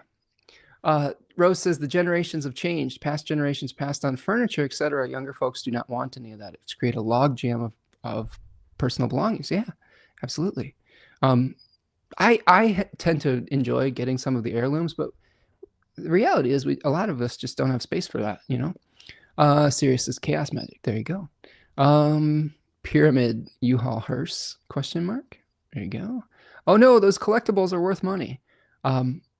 They are worth money. I have found, I mean, I don't know if any of you are familiar with like Kobe Bryant or Ken Griffey Jr., but found some Kobe Bryant rookie cards, and I found a 1989 Upper Deck Ken Griffey Jr. that I thought I had gotten rid of, and I still have it. I was like, hell yeah, I still got that. That was such an iconic card, like back in the day. Yeah, it's okay to have some collections. It's okay to have things that make you feel good and that give you good memories. It isn't okay if those things are making it difficult for you to open yourself up to new experiences, or if it's making just the functionality of your home just completely clogged up and dysfunctional. Oh my God, Spencer, you're a leprechaun. A little bit. A little bit. I am a little bit of a leprechaun. KWOW is here. What's up, KWOW? Nice to see you. Happy Friday, y'all. Okay, let's do this. Let's take a stretch. Do me a huge favor. Take a stretch break. Like the video. Subscribe to the channel. And we will start breaking down that moon in Virgo. Okay. I'm going to stretch my hips out. I wanted to tell you too, I'm not sponsored by anything on this channel by choice, but I've been having some new things that I really like. And I wanted to make some clarifications too. Someone reached out to me and was like, are you wanting us to buy an $800 beanie? And I'm like, no, I'm not. I had talked about a beanie, like a beat cap from this company 10 Trees. If you want to sponsor me 10 Trees, that'd be great. But you basically like you buy this, it's this hat. It's a 100% organic cotton hat, and they plant 10 trees to offset your carbon footprint. The hat was like $30, okay? And it was a little bit more than its polyester equivalent, but I was willing to pay like the $10 extra to plant 10 trees to offset my carbon footprint. So that's one thing that I was excited about, that hat. Also, I bought a new pillow from a company called 3 Geese, and it has like 3 pillows in one case, and I've been feeling really good with my neck and this beautiful down pillow, and it's not that expensive either. It's, I don't know, like one pillow is like 30 or $40. Is that an expensive pillow? I don't know. But anyway, I digress. Like the video, subscribe to the channel. If there's certain things that you like that I talk about, go support these companies that I'm trying to find items that are organic, that don't have a bunch of chemicals in them, that are easily returned back to the earth. that aren't just like plastic on my skin all the time. This has just been kind of a journey for me. Again, I'm not sponsored by any of these things, but sometimes if we find things that we like, we can just say, hey, I like this, you know? All right. Let's see here. Ani says, I think the Egyptians were an exception, but notice the Tomb Raiders took them. Yeah, that's the thing. Like, even when you're a culture that totally believes and tries to preserve things against the ravages of time, eventually, thousands of years later, you may not have control over what happens, right? So it is a delicate balance as far as preservation and fighting against entropy, and then just flowing with the Tao and letting things return back to the earth. Took the bounty, absolutely. Sirius says, the Saturn retro 14 degrees Cancer 10th, security in the thickest wall, but the emo state of community around us, mothers of it all. Of it, mothers of it. So this one's gonna, you got Jupiter hanging out on your Saturn, Sirius. Is this my guy Yevgen? Is this you, Yevgen? Yeah, but Jupiter's hanging out right on your Saturn. So Rose says pyramids were afterlife place for the U-Hauls in Egypt. I like that. Marietta says, I just saw a chestnut board ad on your channel, and that thing is awesome. It also costs $1,200. I want one. Ooh. A chestnut board. What is that? Like a chess board or like a cutting board? Yeah, I don't know. That's YouTube. That's not me. So proceed with caution.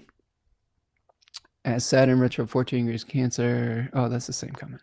Subscribed, Wendy. Thank you, Wendy. Thank you. I appreciate it. Thank you for being here today, and thank you for letting me know. That fills my heart up. So thank you so much for reaching out, and I hope that you're finding some value in the breakdown that we're doing of the eclipse. All right, friends, let's keep going. Let's keep going. What we're going to do next is we are going to move on to the moon. We spent an hour and a half on the sun. Now we're going to go to the moon. All right, so we won't spend as long on this because we've been talking about it the whole time. But you can see here the moon in Virgo II, 12 degrees Virgo, where the moon's going to be, is the second 10-degree section. It is each of the decans, each of the 10-degree sections of the zodiac are syncretized with a tarot card in the Rider-Waite-Smith deck. Here we have the Nine of Pentacles showing us a beautiful woman in a garden holding a falcon in this lush garden. I've been having a lot of talks with my partner about this decan because that's where her part of spirit is. This is a decan. It's called the Lord of Material Gain, the Lord of Gain in the Book T in the Book of Thoth. Austin Kapik calls it the hammer and the anvil. The spirit or daimon is the moirai, which are the weavers of fate. There were 3 weavers of fate. So one of the things that I think about with this card and with this decan is the hammer and anvil part refers to Hephaestus, which was another kind of spirit of this decan, which talks about the hard and dirty work behind the scenes to create beauty. This decan has co-rulers of Venus and Saturn. Venus by the descending Chaldean order, Saturn by the triplicity method. Look that up if you're interested in decans. I talk about it more in the Face Off, the free webinar that's on my channel, Face Off. Go watch that if you want to learn more about that. But a lot of times to create works of great beauty, we have to be messy. We have to have a messy first draft. We have to clutter up our space a little bit. We have to do some sawing. We have to do some welding. We have to do some hammering. You know, sometimes when you're clearing your living space out, you've got the messy middle. A lot of declutter people will talk about where sometimes it gets messier before it gets more orderly. I've been watching my beautiful partner working extremely hard on her Third Coast Mojo business. And she is just in the zone in Virgo II energy. She is at her happiest when she is taking spirit, okay, electing a planetary election and taking that energy and enclosing it into matter. That's exactly what Third Coast Mojo does. It takes a planetary energy, like, for example, her Jupiter in Cancer energy. Like, I think that was in the second decan of Cancer, if I'm not mistaken. Maybe third decan. But harnessing that energy, putting it into herbs, stones, oils, etc., and then preserving it and being able to preserve that moment in time. That's what astrological magic is all about. It says, like, for example, right now we've got the 2 benefic planets exalted. It feels really good in certain areas of our life. And we are trying to harness that energy so that when the planets are in a place that are maybe not as supported, we can put on a little bit of the oil and we can feel the energy that had been preserved within those herbs and within those oils, within the stones, etc. That's why we make talismans. Okay, we have talismans that preserve that energy for a specific intention and purpose. Virgo II is really the process of preserving that spirit into material form. Okay, this figure in the 9 of Pentacles is holding a falcon because she is in a garden, and there's also a little snail down there, and she is able to create fertility through almost a ruthless violence. Like, this hawk is a trained killer, right? This is a trained vermin executor, right? So one of the things that we can do in Virgo II, if we think about this less violently, we are weeding out inefficiencies. We are weeding out anything that threatens the achievement of our project, okay? That threatens the forces of entropy that threaten to destroy the things we want to preserve, okay? A lot of what Tanya does in her work is she's trying to find the right oils that will be preserved over time, that won't decay. She has these, I can't remember the specific oil that she's using as a preservative, but there's things like vitamin E, jojoba oil, like things like that can preserve that oil, and it won't go rancid for a much longer period of time than some other oils. So thinking about how to preserve something is part of this as well, okay? Now, the Moirai are weaving fate. We have the weaver of fate. We have like the scissors. And we have well, I can't remember all the names. Lachesis, Clothos, Atropos are the 3 Moirai. Just sometimes you have to access that file in your brain. And, you know, you would measure out the fate, the length of life or the experiences. You would have someone that would, you'd weave the thread first, you'd measure it out, and then you'd cut it, right? The end of the process. So literally weaving types of experiences. We're weaving together our goals, our missions, our hopes, our dreams at this eclipse as well.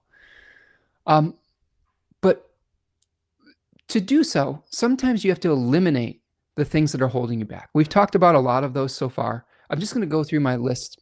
I have a list in front of me of skills and challenges that we are trying to potentially overcome through neurodivergent experiences, whether you want to call that cadent houseness, 12th houseness, ADHD challenges, could be challenges with the autism spectrum. There are many different ways to contextualize it without just having it be one category. But time blindness, working above our complexity ceiling, like overcomplicating things, task paralysis, priority challenges, having cluttered spaces and surfaces, rejection sensitivity or rejection sensitivity dysphoria, emotional dysregulation, urgency versus important tasks, and how do we prioritize those things. So those are some of the challenges.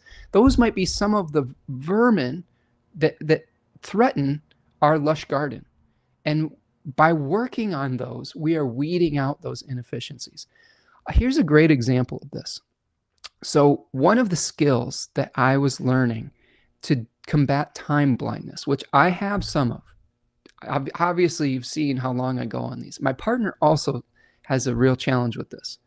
And the two of us have started to write down how long we think a task is going to take, and then time ourselves to say, how long does it actually take? And it's not so that we judge ourselves for not meeting the mark. It's so that we can start learning and training our brains to understand how long a task actually takes. And this is super, super valuable. This is being in command of our skills and of our time rather than it being in command of us. And there were some really interesting things that came out. For example, when my partner was estimating how long it took to pack an order for Third Coast Mojo, she had estimated a certain amount of time, but had failed to recognize that one of the oils hadn't been bottled, right? Like every once in a while you run out of stock and you have to rebottle, and that takes 20 minutes. And if you estimated that to pack an order would only take half an hour, then you've automatically extended that task by 2, right? So that was an inefficiency that got weeded out and saying, oh, well, for us to be able to accurately measure how long it takes to pack these orders, we need to incorporate in stock. You know, we need to make sure we're taking stock of what we have and including the bottling process, etc. So this clarity, this awareness is really important, you know, because then you can be in control of your process rather than it being in control of you and then getting into this cycle of this disappointment, of disappointing others, of like not meeting your own goals that you wrote down. If you have a huge list like I do here, you know, you have to like be realistic about what you can achieve in the time that you have. And you can only do that through awareness. Sometimes it takes timers. Sometimes it takes a time journal, okay? All of these things are very Virgo II, weeding out the inefficiencies to be able to achieve the dream that you have, okay? All right, let me check back in with our chat here. Javier says, I got a Virgo moon in the first decan. Now I understand what the work's for. There you go. Yeah, it's helpful. Thank you. I would use my bird to fetch me things around the home. Well, there you go. Yeah, like if you train yourself or your bird, okay, sometimes the bird can just be new skills, new ways of arranging our space. If you understand that you're very visual, that if something is out of sight, out of mind, make sure you have a place to put it that it's visual. For example, we forget sometimes our keys when we leave the house. Having a space where you put the keys right by the door, or where you have all the things you need to leave the house right by the door, where you can take them on and off as you leave and come back, that's optimizing your space for how you function. Instead of having to go around and look for everything. Keep things of like value next to each other. Have zones of like, I want to work out. Have all your workout stuff in the same area. Have all your like instruments in the same area so you don't have to find all these things, right? Zones of influence. Ani says, bless Tanya for preventing her elections from going stale or turning foul. Yeah, I mean, this is part of the work, you know, making sure that you have things that are sustainable over time. I mean, think about it. Sometimes a Jupiter election, Jupiter in Cancer, once every 12 years. You know, if you have a Saturn materia, once every 30 years, you better pick an oil that doesn't decay like in 6 months, right? Yeah. Marietta says, I'm dealing with executive dysfunction right now. You and a lot of other folks, Marietta, you're not alone is what I'm trying to say. And the first step is a small step. So the more you can learn about it, the more that you can start to build confidence around it. And this is coming from someone, both myself and my partner, who have really struggled with executive dysfunction. So you are not alone. Doesn't mean that you're a bad person. Doesn't mean you're a failure. Just means that you need new skills. Sirius says, my Aries hubby and me, Libra are ascendant, right? Rid of old TV and sound system finally. Oh, good. In the process, we already returned discontinued deals 2 times already. Building our little dreamland. The apartment is a mess. Well, the first step is getting rid of stuff, right? I was watching someone declutter another person's house online, and they're like, we got to get rid of 50% of your stuff. And that was like, oh shit, 50% of stuff. But really, when they did, it was so much better. It was so much more functional. Dove Girl, thank you so much. Thank you. I think that's you, Marietta, right? Thank you so much for the super chat, friend. Appreciate you. Phenomenon. Do phenomenon. Thank you for your generosity, friend. I appreciate you. And thank you for all of your wisdom in the chat each week. Okay. So we have a pretty good understanding of Virgo II, like where the moon is. Remember. This is going to be conjoining the south node. We need to reduce our attachment to some of these physical processes. We need to change some of these things. What we were doing before wasn't working, obviously. So we need to be willing to work through that and understand that it's going to be something new that might be coming in, but releasing old things in the process. Now, the host of this is Mercury in Pisces 3. So we do have to understand what the moon is drawing on. Now we have the sun trying to infuse purpose and light into the moon in Pisces 2. Mercury is retrograde in Pisces 3, though. It's retrograding back into Pisces 2, but at this particular eclipse, it's still in the third decan. We're understanding some of the sacrifices that we need to make to move forward with our projects. Sometimes that sacrifice is getting rid of stuff that we feel emotionally attached to, right? It's going to be emotional. There's going to be heights and lows when it comes to some of this stuff. There's going to be days that we are really successful. We have a good brain day. There's going to be other days where we just don't feel very good. Maybe we didn't sleep good. Maybe we're dealing with something, and that's okay. It's just coming back to it consistently over time and building in that grace for yourself. So having hope, Elpis, is a really important part of this decan.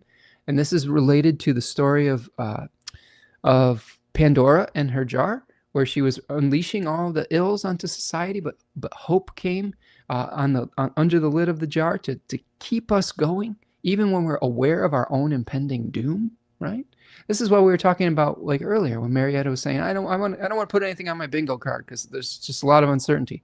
Well, we need to have hope that we have some structure in our lives, that we keep going even when it looks like things are a little bit challenging or bleak. We need to create meaning in our lives. I think that people often ask, what's the meaning of life? And there's a lot of answers to that. But I think one answer is we create it.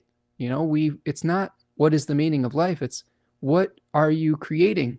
How are you creating meaning in your life, right? And I think that we have to continue to do that even if things don't look the way that we hope that they would. Oh, good. That is you. Thank you so much, Marietta. Appreciate you, friend. Rose says, okay, so robber kickstarted by spring. The robber kickstarted by spring cleaning. Got it. Okay. Good. There you go. Sometimes things leave our lives when we just don't need them anymore, Rose. I had an experience like that with my car a couple of years ago, maybe, shit, it's like 3 years ago now. We got rear-ended, and I had a little vehicle that was completely paid off, still ran great, but we really didn't need two cars anymore, and it was totaled, and we haven't replaced it. We've saved money on insurance, we've saved money on gas. We just share a car now. Like, that's how sometimes things just leave your life when you don't need them anymore. And yeah, I miss my little car, but I didn't need it, you know? So maybe that's what was going on with you too. Okay, let's keep rolling. So one of the things that now we're going to take a look at this chart. All right, we're going to share the chart here. And what I'd like to do is I would like to show you how this might unfold over time. So here's our chart. You could see here the stellium in Pisces, the Mars, North Node, Sun, Mercury retrograde, Venus, all in Pisces. You've got the moon here in Virgo, conjoining the South Node, the little upside down like horseshoe, okay? You've got Jupiter retrograde in Cancer, making a trine to all the Pisces planets and a sextile to the Virgo moon. And you do have an aspect from Uranus, not a super tight aspect, but a sextile nonetheless. So innovation is a part of this as well. The first aspect that we experience with this is, I'm going to have to find this again because I went back to look at the eclipses from previous days, but this is first aspect. We're going to have the moon opposite Saturn, okay? So one technique that people often will do when they're looking at whether a lunation is going to feel good or be more challenging, if it's going to unfold smoothly or challenging, is they'll look at the first aspect that the moon makes when it is released from the bond. And that means it's released from either 15 degrees on either side of a conjunction or opposition. And in this case, the moon in Libra 1 is going to oppose Saturn in Aries 1. So Saturn in Aries has been challenging us to take personal responsibility, to feeling like we are bound to make a new start. Like it's been kind of putting us out, casting us into exile and say, you got to go be a pioneer now. You got to go walk the frontier on some level. But the moon in Libra 1 is obsessed with justice and really gives us an awareness of imbalances. So when the moon is emerging from under the beams, or the bond, I guess you could say, we may have a little bit of a tension between our personal desires and that of a partner. We may be really feeling a little bit frustrated with fairness. Okay, that there is a spirit in that decan of Libra called the Uranies, which are kind of these like punishing goddesses that are like these monstrous, hideous goddesses that punished people whose crimes went unaccounted for. We've seen this in the collective right now. We have a lot of people that are getting away with a lot of things in various governments around the world, and that can be really frustrating. So this eclipse, there might be some feelings of frustration, of injustice. So keep your eyes peeled for that.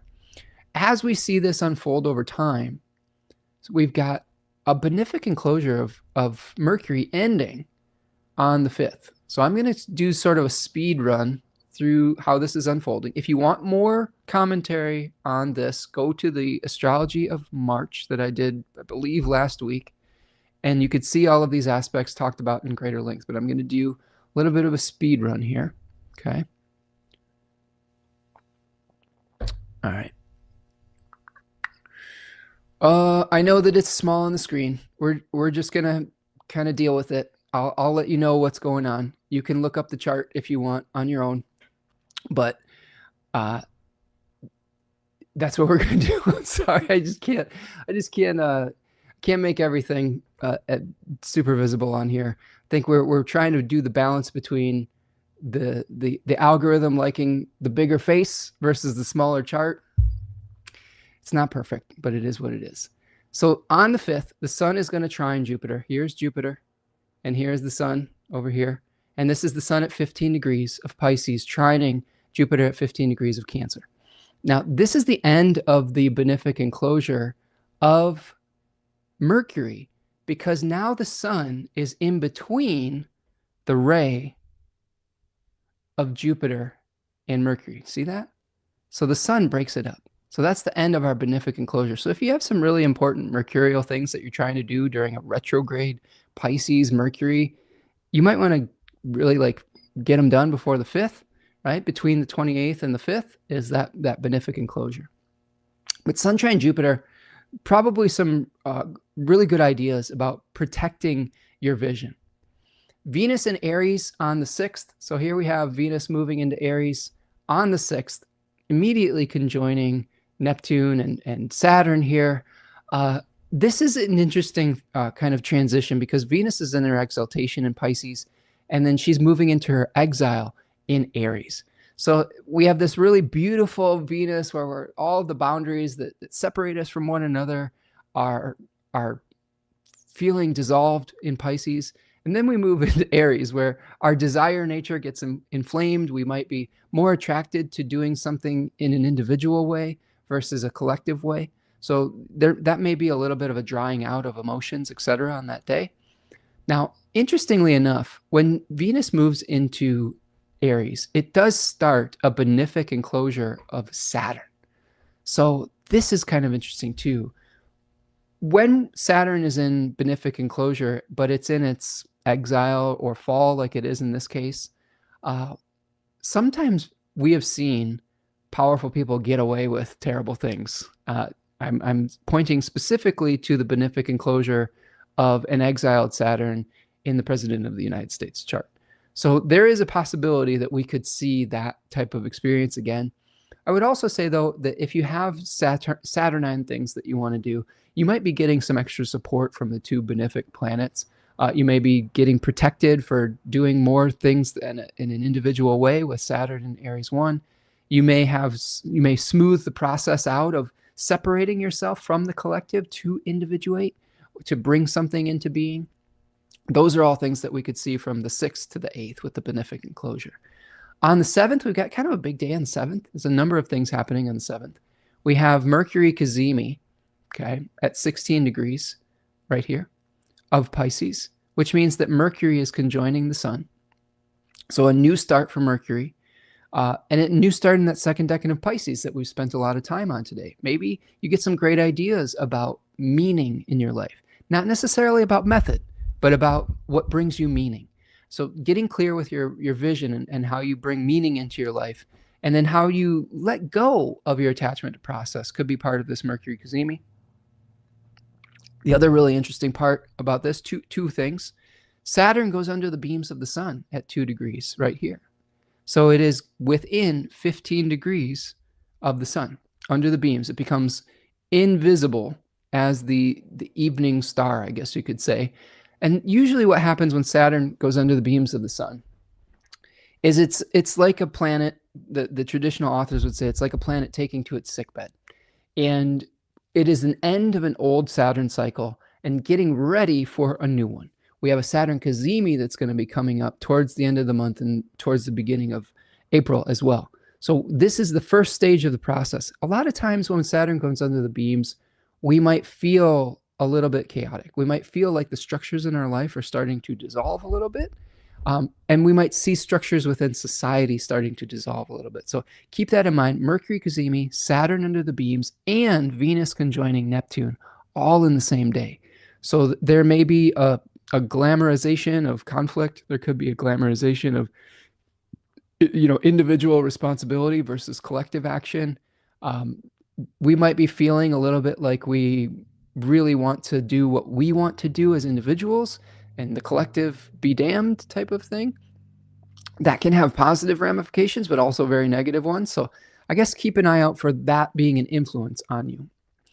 Saturn conjoins Venus on the 8th. So here is the Saturn-Venus conjunction on the 8th here. All right, so Venus is past Saturn in this chart, but we are seeing it unfold here. I'll give you a little bit of I'll throw you guys a little bit of a bone here. There. Is that a little bit better? A little bit bigger with just one chart, okay? So that is the Venus conjunction with Saturn. It's also the spring forward. So we add an hour in the United States. It is the end of the beneficent closure of Saturn. So we switch something around. Let's put this on noon-ish or so. Okay. There. So now you can see here, as Venus passes Saturn, it is no longer enclosing Saturn, right? Because we had a bodily conjunction of Venus and Saturn, and then we had Jupiter casting its ray on the other side. Now that Venus is past that point in Saturn, it's no longer enclosed. Venus will emerge as the evening star on the 9th. These couple weeks after the eclipse are all like planets emerging. This is a really important technique in Hellenistic astrology, is when a planet becomes visible again. So here is Venus emerging as the evening star, separating from 15 degrees of separation at about 4 degrees of Aries on the 9th.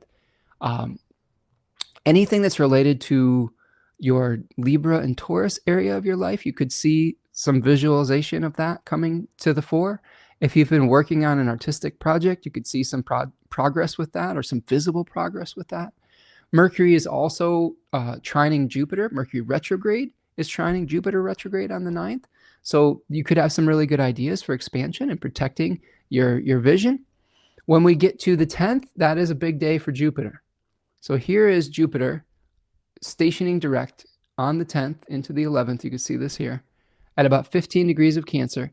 And this is where Jupiter is now able to act in its exaltation way and bring you expansion, bring you protection. We may have feel like we were a little bit exposed and we aren't be able to get in contact with the resources that we need while Jupiter was retrograde in its exaltation. But this is a really important moment moving forward for Jupiterian issues in the Cancer area of your chart, but also in the Pisces and Sagittarius areas of your chart. So keep an eye on topics associated with those houses in your chart. On the 11th, we have a last quarter moon. You can see the moon squaring the sun from Sagittarius 3 to Pisces 3 here. Okay. Oftentimes what we see with a last quarter moon is reducing the quality associated with the moon. So to be able to achieve the goal of the sun, in this case, understanding what our emotional sacrifices are going to need to be to bring our visions into reality, we have to sometimes release some of the physical burdens that we carry in Sagittarius 3. You could see that in the 10 of Wands card, where someone is carrying a great bundle of sticks, but they have their head down. They don't even know where they're going. They may be pushing their body to the limit. In this last quarter moon, to me, the correct way of dealing with it is delegation, of not trying to carry too much of a burden, of staying below your complexity ceiling, simplifying your life, delegating tasks that you don't necessarily need to do yourself, that will be in service of the vision, rather than stubbornly just pushing forward and grinding your body into bits. So watch for that around the 11th. Mars conjoins the North Node on the 13th. Okay, so this is another increase for Mars. This is around 8 degrees of Pisces.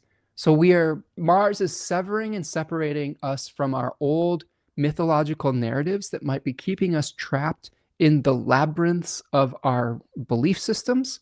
Okay, this is what Austin calls the first decan of Pisces in 36 Faces, the labyrinth. So this is a great time to let go of old beliefs that aren't serving you and say, how can I write a new story? How can I write a new personal mythology? A lot of what I've been experiencing over the last week was realizing that a lot of my own skill challenges that I've outlaid in this talk today were lifelong stories that I thought were just part of who I am and what I can achieve. And learning these new skills is I think it's a real confidence booster. It's a real like, oh, if I follow some of these techniques, skills, and make them habits, I'm more confident in actually expanding what I am capable of doing. Because a lot of times when we struggle with these things, these neurodivergence challenges, we don't trust ourselves. And when we don't trust ourselves, sometimes we have a lot of fear around starting new things. So this Mars conjoining the North Node could be a really important moment for severing from some of those old narratives so that you can move forward with expansion in your life. Mercury will emerge as the morning star at 9 degrees of Pisces on the 15th. Okay, so here is Mercury emerging from the beams right before it stations direct. Mercury and Mars are going to emerge from under the beams like back-to-back days. Mars is going to emerge at 11 degrees Pisces on the 16th, Mercury at 9 degrees of Pisces on the 15th.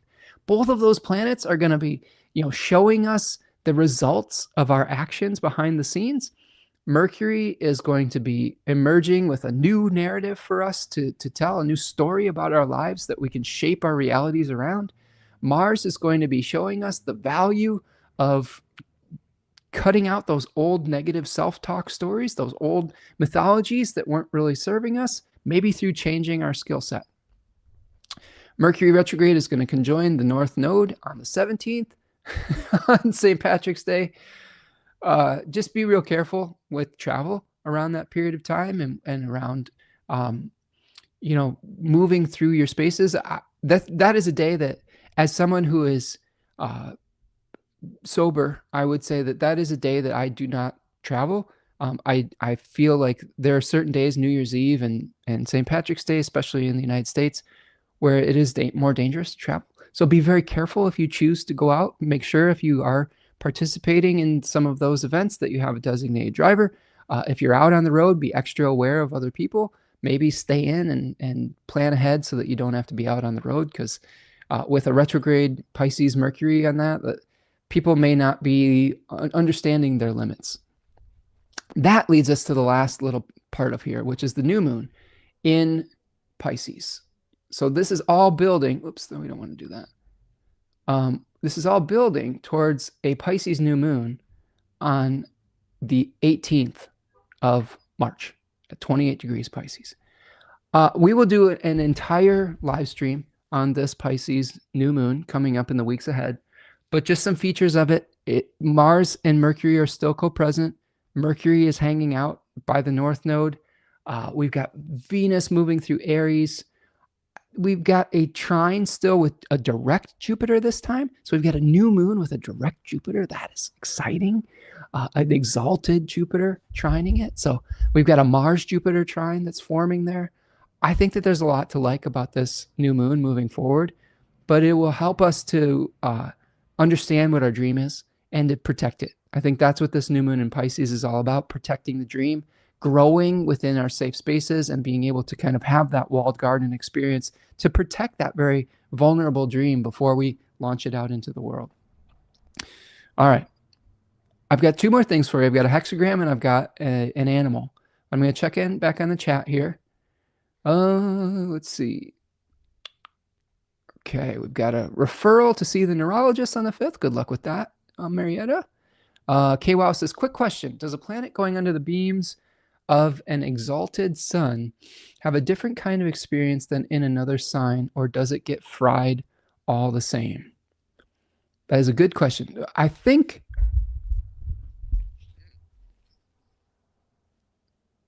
I think there's a couple ways I could answer this. First of all, it depends on the planet, and it depends on the dignity of the planet. I think that an Aries exalted sun is really, really powerful sun. And I think it can still fry Venus, for example, if it's in Aries. What I will say is that there are some planets that are in their chariot. If they're in their own dignity and they're moving under the sun, then they do have protection. The chariot is like an awning, like that is helping to protect from the beams of the sun. So like, for example, if Mercury is going under the beams of the sun in Virgo, it's in its chariot and it's protected. If Mars is going under the beams of the sun in Aries with that Aries sun, it's protected. And we're going to see that, I think, that particular arrangement with Mars in Aries under the beams of the sun coming up, I think, towards the end of March and into April. Don't quote me on that, but there are certain circumstances when that is the case. But is a planet protected because the sun itself is exalted? I don't think so. I could be wrong, but my first gut instinct is no. An Aries sun can still fry the shit out of an Aries fetus. Now, if Venus is in the 3rd decan, maybe there's some protection through decanic dignity, since Venus is in its own face in the 3rd decan. It doesn't have to be in its own sign. Sometimes having triplicity, decanic dignity, exaltation dignity, I think that is also, there's some literature that speaks to that as being a condition for chariot as well. Ani says, so back to Freedom's Vedic interpretation of fallen retrograde planets. Is the converse true for exalted retrograde planets? Wondering about Jupiter because it's so slow and rules deviate from inner faster planets. I think yes. I think that an exalted retrograde planet is working as its opposite in the same way. I don't have Freedom's book by me, but I had a little section of it. I can't even remember the term that he used, but yes, I think that is a correct interpretation. Because think about Jupiter right now, like being in its exaltation and not really getting what we need through that period of retrograde. And we might see the floodgates open on good fortune when it stations direct. I would also advise you to keep an eye on Saturn's retrograde period in the summer.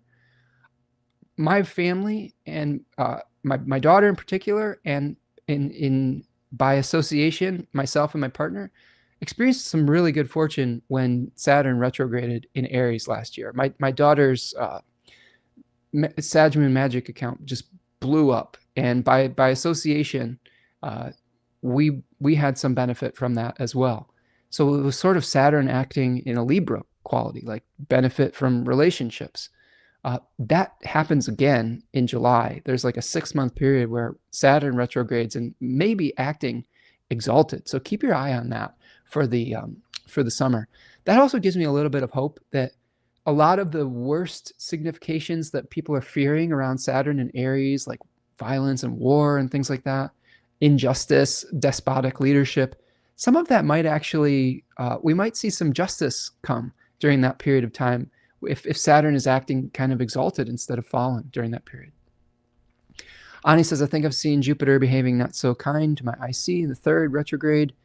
Has to demote my living situation before I can improve it, right? Sorry for the typos. Tiny iPhone can see the natal Mercury in Pisces. My apologies. No worries. No worries.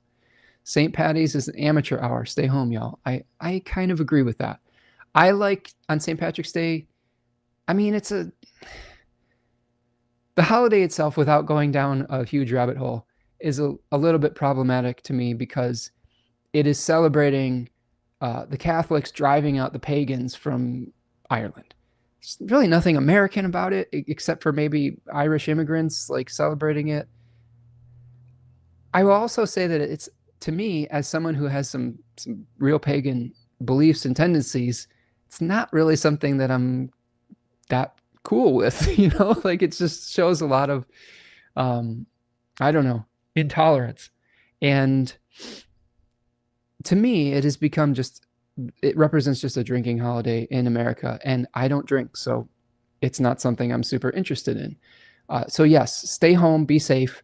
I do like having corned beef and cabbage and roast boiled potatoes because Tanya's such a great chef, so that's what I look forward to. It's my Taurus moon talking. As a child of Mars, I'm loving this new moon, Honey says. There you go. Yeah, it looks like a good one. KWOW says, oops, my question is actually an onion. LOL, I love all the layers. Still learning. Thanks for the response. I mean, yes, KWOW, my brain is also an onion, so it's not all your fault. It is me creating complexity out of what could be a simple answer. And I'm working on that. I'm working on simplifying. If, as you all have seen today, we might be coming in under 2.5 hours, which is actually about an hour less than we have been in the past. So give me a little pat on the back, validate my efforts to stay on track, if you will, because I've been working real hard at it. Ani says, I think Spencer is correct. I have combust Venus, Sun, Mars, and Aries dissect. Venus can't catch a break, but Mars gets away with so much mayhem unscathed. There you go. There you go. Rose says, I just think of it with affections towards Irish ancestry. I mean, if you want to celebrate Irish heritage, that is fine. But understand the roots of the holiday. It is one that is rooted in Catholic persecution of pagan belief systems. And that is something we do have to reckon with. Maria says, to be fair, Jesus wouldn't be okay with driving out the pagans either. Well, there you go. Then maybe we shouldn't celebrate that. And they wouldn't touch the Druids. Exactly. So it's kind of a bullshit holiday. Javier says, good job on progress with your time goal, Spencer. Thank you, Javier. Thank you for that. I love it. Appreciate it. Appreciate you. Okay. Last thing before we go. 2 things. Okay. We're going to remove this. We've got an I-Ching for you. Here is the I-Ching. And it is the hexagram number 34. Great power. All right. With great power comes great responsibility, as we learned in Spider-Man. It also translates to the power of the great, dominance, great strength, using your power wisely, uniting strength with justice. The judgment, according to Jack Balkin in his Laws of Change book. Great power, it is beneficial to persevere. He goes on to say, you have enormous power and influence on the situation now. But the secret to great power is knowing when and how to use it. The moral responsibility of great power is to use it only for good purposes and not to simply attain selfish ends. The situation has great potential. You can achieve a great deal now, but do not become reckless or overconfident. Perhaps you think you hold all the cards, or that you can bully your way forward to get what you want. But if you become aggressive and try to impose your will on others, you will simply create resistance and opposition. You should carefully consider how other people will be affected by your actions and what would be in the best interest of everyone before you go ahead. Exercise caution and circumspection. The proper use of great power is a matter of timing. Patience and care can amplify your strength and influence. Recklessness and carelessness dissipate them. Wait for the right moment to act. If you rush ahead and try to force matters, you may very well make everything worse. Even if you do prevail ultimately, acting aggressively at the wrong time may make your ultimate victory much more difficult to achieve or much less happy and fulfilling when it arrives. Great power is truly great, not when it is vast or mighty, but when it is used in pursuit of something good and just. Great power that is exercised selfishly degenerates into tyranny. Great power exercised thoughtlessly degenerates into chaos. If you find yourself in a position of strength and influence, let your conscience be your guide. Don't allow yourself to be moved by greed, self-indulgence, or vanity. Do not act on impulse and do not lord your power over others. Rather, simply decide what is right and do it without arrogance or without letting yourself be distracted by irrelevant or petty considerations. Reduce some of those petty concerns with Virgo, right? Reducing that. Sometimes Virgo can get hung up on the smallest little details, and we have to reduce that to achieve our goal, okay? Unite strength with justice, influence with integrity, and power with principle, and you will achieve something that is truly great. I love it. Great advice. Great advice. Gemini Fire says, hey, Spencer. Hey, what's up? How you doing, friend? Coming in at the end. I've been missing you for a while now. Hope all is well. Well, it's nice to see you. Jolene? Is this Jolene? I'm sorry if it isn't. My brain is, it's been a little while. I recognize your face. I know that you're a Gemini with some Virgo stuff. It's Julie. You changed your handle. Okay. There you go. Julie, thank you. I miss you too, friend. Hope everything's going well your way. Hope that you and your grandson are doing well. I'm starting to prepare my brain for the NFL draft. I hope he's doing well with his college stuff, and that you and your medical stuff and medical business and consultation is going well, and that things are treating you right down in Arizona, my friend. All right. Great power. One more thing before we end for the day. Thank you so much, friends, for hanging out with me. Thank you for checking in and letting me know that you're listening. It does definitely inspire me to keep doing this work. I love the community that we build here, and I love hearing how you're doing in your life, and I love answering any questions that you have. All right, the animal I have for you is the carp. This is fun. Let's talk about this beautiful, beautiful fish. I will start out by saying, back in a previous life, when I did some fishing back in the day, I've since stopped fishing because I don't know. I don't really like hurting the fish. I think I'm just too sensitive for it. But back in the day, the day before, I had a really important meetup with a musician that I was really a big fan of. His name is Gautier. Do you remember Gautier? He wrote that song, Someone I Used to Know. He came to our town, and I got to meet him, and we played Frisbee before his show, and he invited us backstage, and we hung out, and it was really an excellent experience. And the day before that, I caught this giant carp. I was thinking, oh, this is going to make me a little emotional. I had a neighbor who was a kind man. He is a Cancer son. He was a volunteer firefighter. He was a real salt of the earth kind of guy. He lived in part of our house when we first moved in, and he passed away yesterday from cancer. And me and him caught this giant carp near a dam, this river, like with a little kernel of corn, and it took us like an hour to haul the thing in. It was probably 4 feet long, probably weighed about 60 pounds. It was enormous. There is a picture of it on my Facebook page if you really want to dive back into it and see it. It's a little bloody. I apologize for the sensitive souls. I have since stopped fishing, but it's a good memory of him. But the carp shows us these things that can turn into really good fortune, and that can, a small kind of action can build into something great. And I'm going to read to you from Animal Frequency. But I also want this carp here today to be in honor of my friend, Mike Sherwood, who was a really, really nice man and had a really difficult life and but he always was positive, and he met the love of his life really late in life. So just sending out love to his family and to his partner, Dee. Yeah, really, really gonna miss you, bud. So carp symbolizes travel, reproduction, and growth. Carp tends to grow to an enormous size. The largest ever caught was 94 pounds.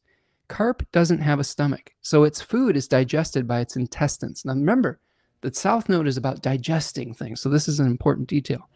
Because of this, it is always eating up to 40% of its body weight each day, which makes it grow quickly and avoid becoming prey, but damages aquatic habitats.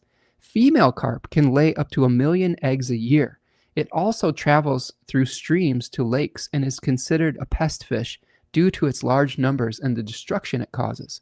Carp means that you are in a time of growth, and whatever you pursue at this time will expand to massive proportions. Expect to travel as you pursue your endeavors. It has talents for being adaptable, for bravery, endurance, good luck, being a hard worker, hardy, harmonious, higher consciousness, longevity, presence, radiance, self-defense, spiritual connection, tenaciousness, versatility, and willingness. It has challenges around being agitated, impartial, indecisive, moves around a lot, stirs up trouble, uncertain, vague. When carp appears, it means you need to make sure you're not muddying the waters, stirring up trouble, or being irritating to those around you. While your plans are taking off and you're moving into new territory, try to build friendships instead of making those who are already established feel threatened. Carp is considered the boniest creature on Earth. It has a whopping 4,386 bones. This means that your internal support system is strong, multi-layered, and you often rely on your own intricate foundation instead of asking others for help. This can be off-putting to others when you're establishing yourself in a new venture, so make sure you handle yourself with finesse. Carp means that you're always growing. You adapt well to any conditions you find yourself in, and while you may be messy and unorganized at times, you do whatever you have to do to succeed. Hard work and getting dirty don't bother you one little bit. Remember, we talked about that, the dirtiness that we have to get to create something beautiful, like Hephaestus in Virgo II. This animal can assist you when you need to fit in. If you're in a new situation or environment or feeling out of place, carp can help you make friends and adapt. Carp also helps when you need to rise above something that is confining you. It is well known for jumping up to 10 feet out of the water, often landing in boats, when it is startled by loud sounds like a boat's motor. It also jumps to adjust the amount of gas in its swim bladder, which helps it to adjust its depths in the water. When it hits the water, the gas is expelled through the esophagus. This means it can help you adjust your buoyancy if you've gotten too deeply involved in a situation by helping you leap clear and distance yourself. Carp means that you will be successful in life, continually experiencing personal and spiritual growth by being persistent in your pursuits, and be able to reach a great depth of consciousness through intuition, and spirituality. Heed its messages as you travel along its path. All right, a wonderful guide. They kind of take life a little slowly too. You know, they're kind of just very placidly, they're kind of like giant goldfish on some level, right? So there is your spirit guide or your animal guide for this. And Kay, wow, thank you so much for the super chat. Appreciate you, friend. Thank you for your generosity. Thank you for showing up each week and for your generosity, your super chats. I really appreciate it. Thank you so much. Julian says, it's good. 18 college scholarship offers. Congratulations. Congratulations to your grandson. I hope that he has a successful college, and keep me updated on that. I would love to hear how that journey is turning out. It's always exciting to see our young people having opportunities like that. And just the fact that he's going on to continue his education and maybe we'll be able to do so debt-free is so exciting. So congratulations to your grandson and keep me in the loop. Yes, definitely. Bravo. Yeah. Rest in peace, Mike. Okay. Well, yeah, absolutely. A kind soul, a really kind man. Just somebody that, you know, we were neighbors for a little while, and he had a lot of earthy intelligence, and he really showed me a lot about being grounded and being in my body and in my physical space, with the skills of like learning how to tie a fish hook, like things like that, how to launch a boat, from some things that my own father is a little bit more in his head. He's more of a philosopher, kind of not necessarily a physically hardy person. And Mike was a really physically hardy guy that helped me to understand some of those types of intelligences, and just a genuinely kind spirit. So yeah, rest in peace, Mike, and hope everything is going good on the other side. Ani says, I'm saving up for Sacred Economics Book Club and Third Coast Materia. Thanks for sharing today, Spencer. Yeah, Ani, it's in the works. I have been trying to put together new classes that I'm planning on launching somewhere near the equinox. So please keep your eyes peeled for that. If you have preferences on days of the week, I'm kind of got my eye on, I still want to do the Silmarillion on Mondays for the people that I've been working with. If you want to join us for the Silmarillion, that's something I've got going. But I'm also trying to put together a gift economy / sacred, like astroeconomics class. It is not using astrology to get rich. It is more so, let's learn how the economic system works through the lens of astrology, but also how can we transition to a more just economic system moving forward. I think a lot of us have realized that the way that we handle money in this society is creating a lot of problems. And I'm learning a lot about gift economies, about indigenous ways of exchanging resources and gifts and gratitude and reciprocity. And we're going to be kind of doing like a mastermind class where we're putting our heads together, reading this beautiful book, Sacred Economics, and other books, and then putting our heads together as to how we can start creating a well-being economic system, a community wealth system. A lot of those concepts I would like to be able to put our heads together as a group. And I'm looking potentially on Saturdays if that is something that appeals to people. But keep your eyes peeled for that. And sign up for the newsletter if you want to see when that is launching. It's percolating, and there's still some things I have to do to arrange it, but it's coming together. And thank you for the support and the encouragement with that, Ani. Yeah, football time. You can tell I'm a big sports fan, but I love the opportunity. Yeah. KWOW says, I truly get it. I lost a neighbor to cancer last year. We haven't been neighbors for years at that point, but we kept in touch despite a 20-year age difference. She was lovely. Yeah. Rest in peace, Lisa. Yeah, there's people in our lives that we remember, you know, that have a special place in our heart, even if we haven't connected with them for a long time. I don't think me and Mike haven't talked for at least a decade, but he made an impact on me. And I just, he was kind of an uncle figure, you know, like took me out fishing, and had a lot of fun doing that, and felt connected with nature. And again, a genuinely kind soul. So yeah, we should remember those people moving forward. All right, my friends, thank you so much for hanging out today. We are coming in under the 2.5 hour mark. Efficiency. We've pleased the Virgo eclipse gods, I hope. Like, do me a huge favor. Go follow me on social media, various Instagram, Blue Sky, etc. at Spencer Michaud.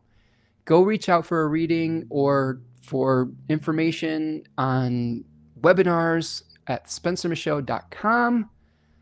Like the video, subscribe to the channel if you can. That's a huge way to support. If you want to buy a super chat or buy me a coffee, go to buymeacoffee.com. You can buy a super thanks after the fact. Support my beautiful partner, Tanya Andrews at Third Coast Mojo.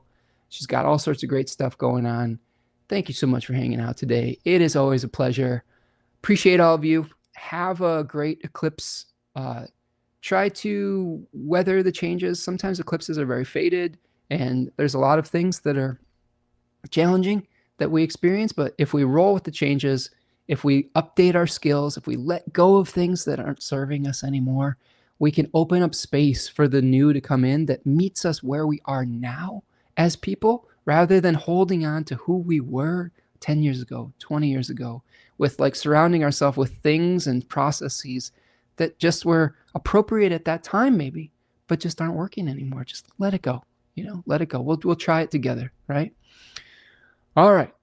Thank you so much for the feedback, friends. I will do my best to put together a class that you will be excited to be a part of. Thank you for buying the book, Sacred Economics. It's an awesome book, Charles Eisenstein. We're going to try to go through that and just put our heads together to create a more just system. I think it's time, isn't it? Javier says, I hope everyone has a great week. Be safe all. Take care, Spencer. Thank you, friends. Be kind to yourself through these challenges, through the changes. Be kind to each other. You never know how a kindness that you showed someone, how they will remember it. Just when we're remembering our neighbors that have passed on, they were just being their kind selves, and we are remembering them decades later. A little kindness can go a long way. So be kind to yourself through these changes and these processes, and extend that, show that kindness to others, pay it forward. And you never know the impact that you're going to have. Okay. All right, friends. Thank you for hanging out. We'll see you the next time. And hopefully I'll see you either next week or in 2 weeks. We might have a Q&A next week, or I might take a week off to put together some of my programs. So either next week or 2 weeks from now, and I'll see you then, friends. Peace.